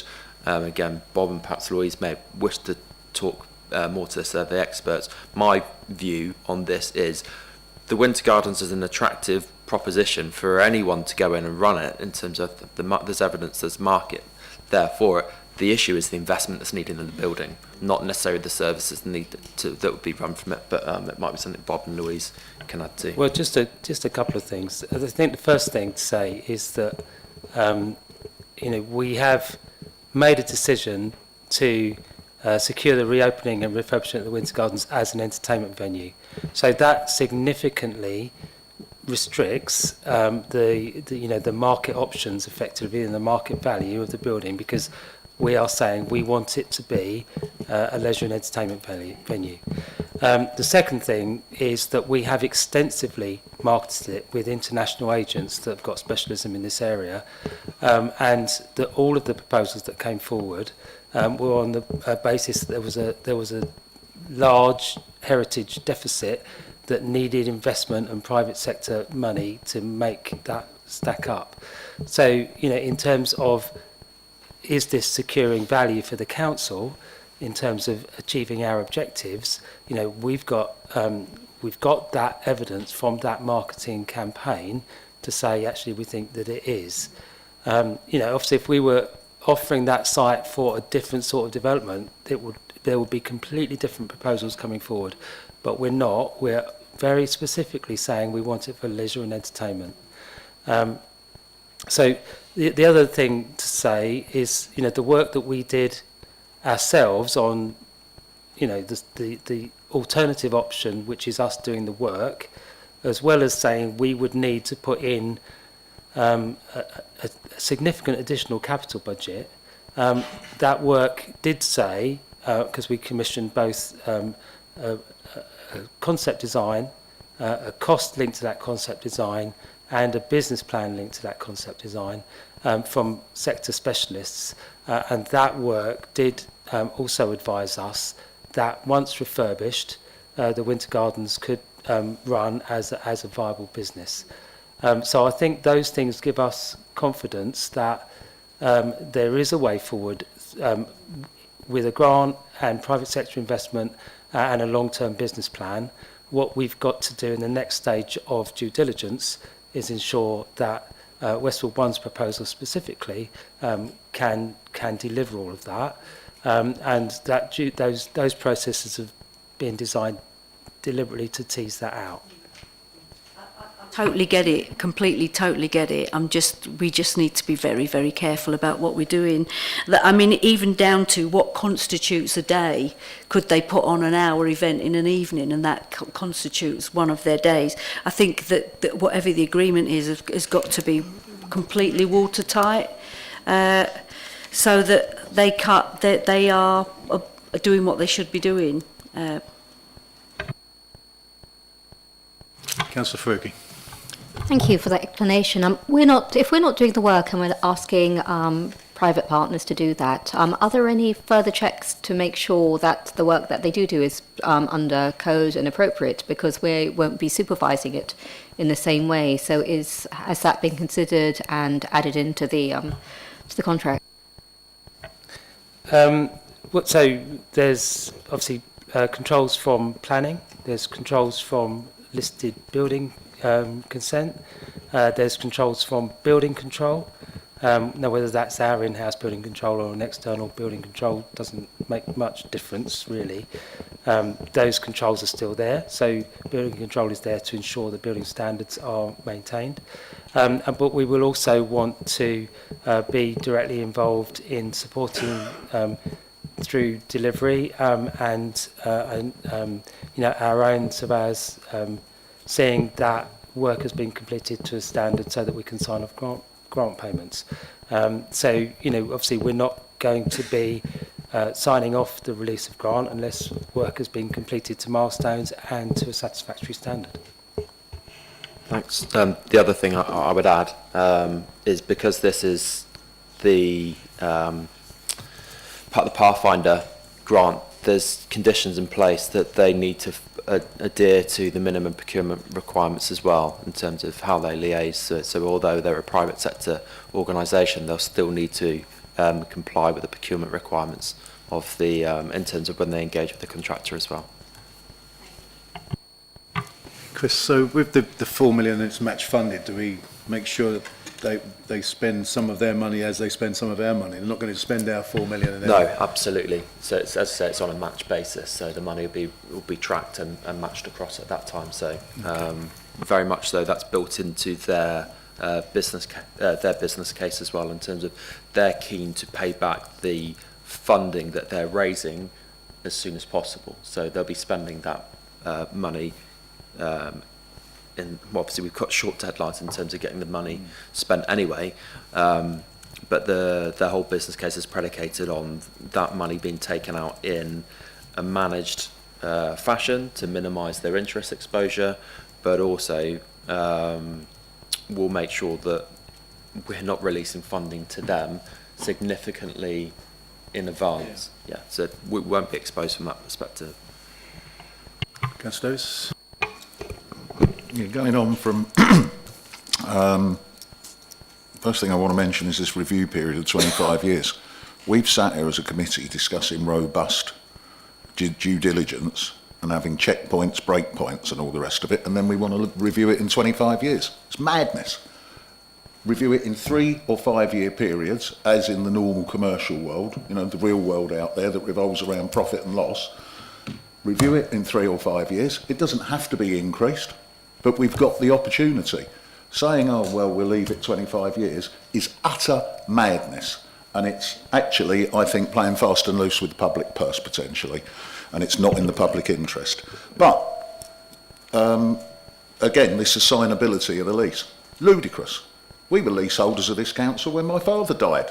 And guess what? The property went back to the council because no leases were assignable. And this was the late 80s. So at what point did this become a free-for-all for people to just seize public assets and us to have nothing to underwrite our decisions with? It's madness. Utter madness. Why are we paying to get this to REBA too? If these people's business plan stacks up, if there's a business plan, yeah, let them pay to take it to REBA too, like any other company would have to do. You know, I ran a business for years. I didn't sit there with my hand out expecting people to pay me to research the ideas that I sat and came up with. And one other question with regard to due diligence, because it's often said, oh, well, we're a council, we don't have the experience, the knowledge, the this and that. Why is all this going on when, in a normal commercial environment, you go to Dun & Bradstreet and you get a business report, and that's financial, conduct, reputation, everything. And maybe we can avoid, a year after this deal's signed, seeing a local estate agent trying to market it, because that's what happened at the Granville.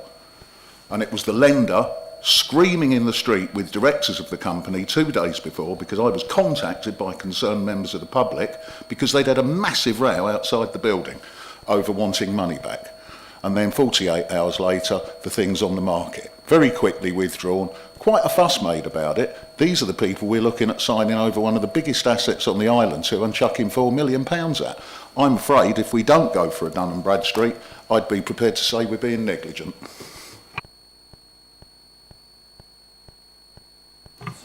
Councillor Austin. Thank you, Chair. Quite a few of my questions have already been asked, but I share colleagues' concerns about 999-year leases and not having a breakpoint for 25 years, etc. My question might seem a bit of a side issue, but it I think is a valid concern, which is, supposing we go through this due diligence process, when are we how long are we expecting that to take? And supposing that it doesn't come up with a satisfactory result at the end of that, what happens to the 4 million Margate Town deal money? How long have we got left to spend it, etc.? What about the impact of that on our regeneration programme? Thanks. So I think it was at the councillors' briefing we talked about. Okay. The Pathfinder team provided us an opportunity in the last monitoring and evaluation return to say any projects within our programme that might move into the 2026-27 financial year.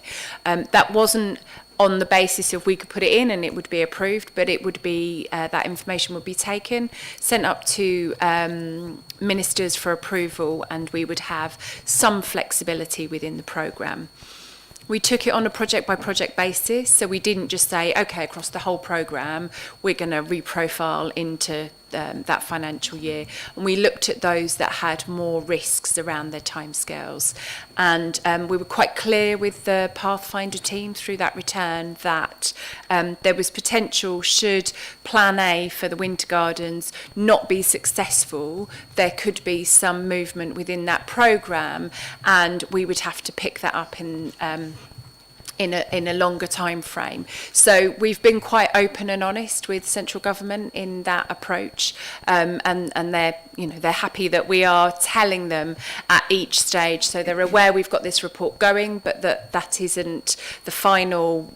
This is the direction of travel. We've still got that due diligence and business planning to go through, but that does give us an opportunity to be slightly more flexible around the timescales and pick up the work that we've already started at looking at the options around a Plan B.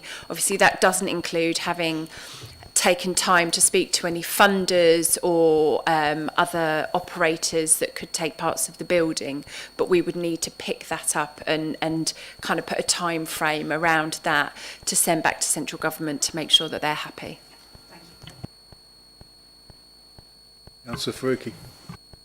Regarding the 25 years, just to present the balance to you, I myself actually have much less issue with it because I suspect that time is needed for the private partner to amortise the loss of the investment that's been put in over that time, and it would also potentially lock in the private partners and keep them motivated to actually make it work as an asset, because at the moment, as I think my colleague was mentioning, it is potentially liability for the council. So it's actually a way that we can make someone private work for us and be motivated to actually make sure it works for them as well.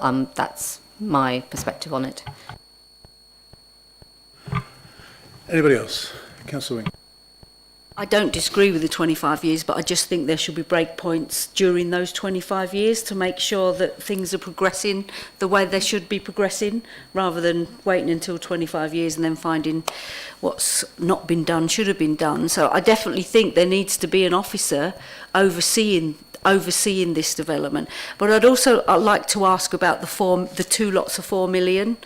So if they progress the build, and the build today is 1 million, will that be 1 million of the 4 million that we're giving them? So will they be using our 4 million first, or the 4 million they're given, or shares of it? Okay. On a positive note, it wasn't... Oh, God, sorry. Oh, I was just going to say that there seems to be a bit of confusion about the 25-year issue. The 25-year issue is about rent review. It's not about are the conditions of the lease being fulfilled. So the conditions of the lease are ongoing. The requirement for so in the draft heads of terms, it talks about 200 days a year of operation.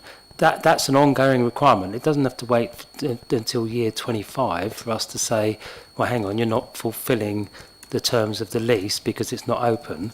That could impact at any point.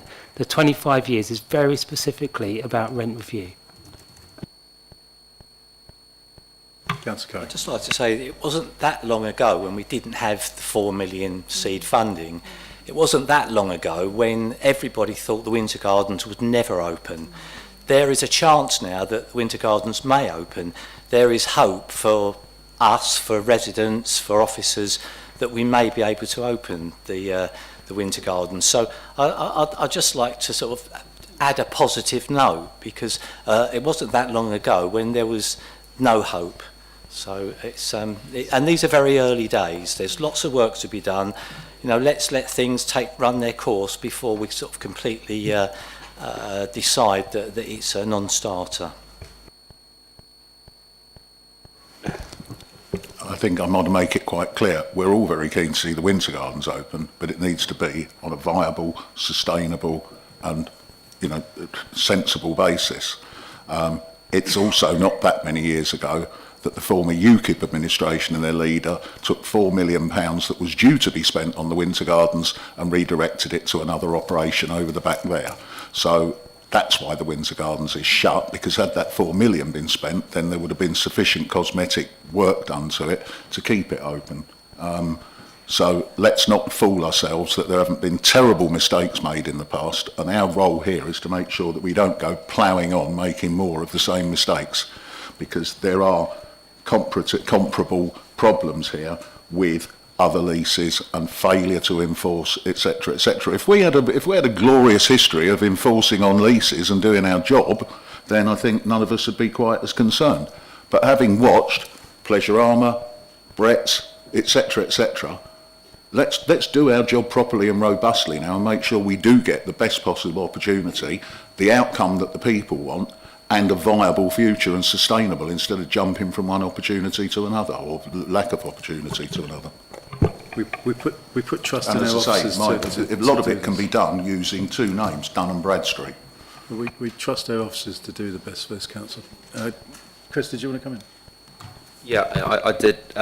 Just in a couple of points, I think, again, around the length of the lease. I know Bob said this already, but 999 years is a common sort of lease term that is used, effectively referred to as a virtual freehold disposal. So in all intents and purposes, it is a virtual freehold disposal, but having this as a mechanism has some benefits over a freehold in the restrictions that the lease has, primarily the usage restrictions that we've got there. And as Bob has already mentioned, we haven't looked to get absolute top dollar from the Winter Gardens, because it could have been you'd put a load of houses on that site and that would have been a much better higher receipt. But again, I think my head would be on a stick parade around this council chamber if I was advising that was, yeah, so indeed.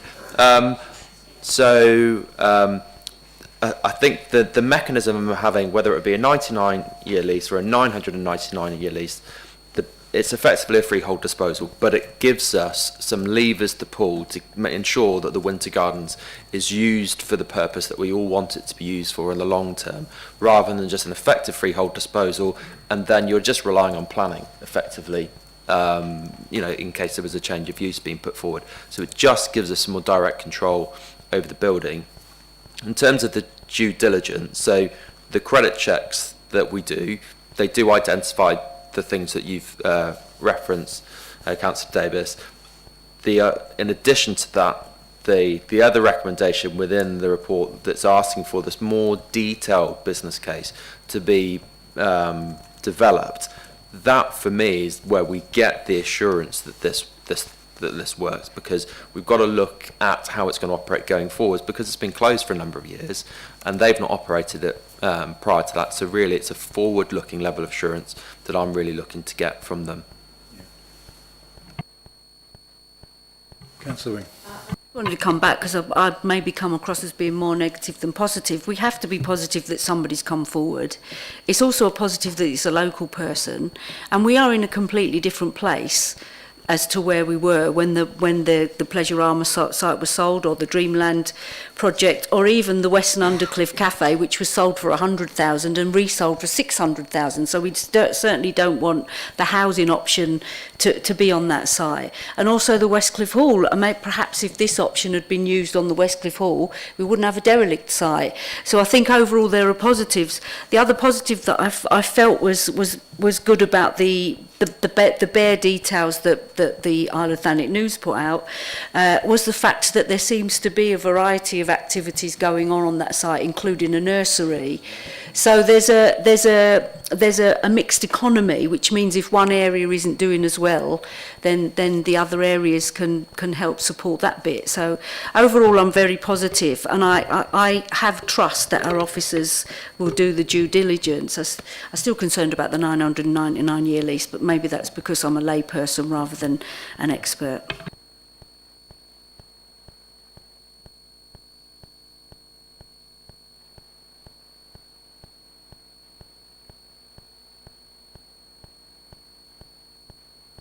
Okay, are we all done? I mean, just one question I want to ask. So we've got them to guarantee this extra 4 million. I think it's widely thought that it's going to cost more than 8 million to get this building up and running. Are we going to ask them, are they able to find any other funds to complete the project? Because I think that 10 million was a figure that was bounded about a long time ago, and then obviously that's increased with inflation, surely. But we're only ever talking about them providing guarantee for 4 million. Well, how much is it going to cost depends hugely on what is done. So if it's just repair, our original reports had £6.2 million figure just for repair. You could probably add a bit of inflation to that because it was a couple of years ago. But of that 6.2 million, only about half of it was immediate, and the rest was further down the road. So, the figures of 10 million plus are for significant redesign and of the space. The work that we had done ourselves, and I in the introduction I said that ranged, the extra money we'd have to put into the project ranged from about 2 million to about 5.5 million. Now that completely depends on the specification for works and the design. So the more ambitious the design, the more it's going to cost. So the whole point of doing a Reba Stage 2 design and cost is to pin that down, to understand what is proposed in terms of works and have a realistic price tag attached to it. You know, if we do that work, so this structure puts the risk of extra cost on to to Westwood One Theatre as a partner, not with the council. You know, you're right to ask the question, because what happens in the scenario that we get halfway through and they say, oh, actually, it's not going to cost 8, it's going to cost 10. Can you put in another £1 million or another £2 million? So in that scenario, this agreement falls away because they couldn't fulfil the agreement. We get a building back that's half, 3/4 refurbished, and then we've probably still got to find some money to finish it off. But if we decided now to do the job ourselves, we've still got to find money to put to it. So, and we lose the opportunity for external investment. So, you know, those risks don't go away, and with any construction project, there's always design risk and cost risk. And, you know, we're not going to be able to completely get rid of that. The question is, where does it sit and what do we do with it if that arises? You know, but if it comes in at more than 8 million and our partner can't fund that, obviously they've would have the first liability to fund that, then, you know, there's would have to be another decision. But this agreement would fall away because they wouldn't be able to fulfil it. Okay. All hands up again. Councillor Green. It seems to me, listening to what Bob has just said, that from that there's no risk to the council at all. There's a risk of some government money. I mean, too bad. But no risk to the council. We've got a strong possibility of not only getting the building opened, but open as an entertainment venue, which is what we all, I think, wanted. And we've got a possibility of private money helping us make that happen. And as Bob just said, if it all falls apart, we retain the freehold, so we get the building back. I take my hat off to what the officers have done. I think they served the council well. Yeah, I think we all have to be positive and trust our officers on this one. So, one last one, Councillor Davis. Yeah, just for the record, that we are all extremely positive, and I want to reiterate that we all want to see the Winter Gardens opened. So why my colleagues behind are saying let's turn this positive, what's positive is a robust business plan that's costed properly and can be delivered and doesn't run out of money 2/3 of the way through the process. So yes, we're all very positive. We all want to see a win here. However, there are those concerns which I believe can be overcome, but only with robust due diligence and lessons learned from the past. Some of my colleagues were here in that past, so I'm sure that's why it smarts when we make these comments. But hey, said it now. Thank you, everybody. Okay, that concludes the business for tonight's meeting. I have one last thing to do. Do we all agree with the recommendations in the report that go to Cabinet next week? Agreed. Thank you. Okay, that concludes the business for tonight's meeting. I declare the meeting closed at 9:35 p.m. Thank you.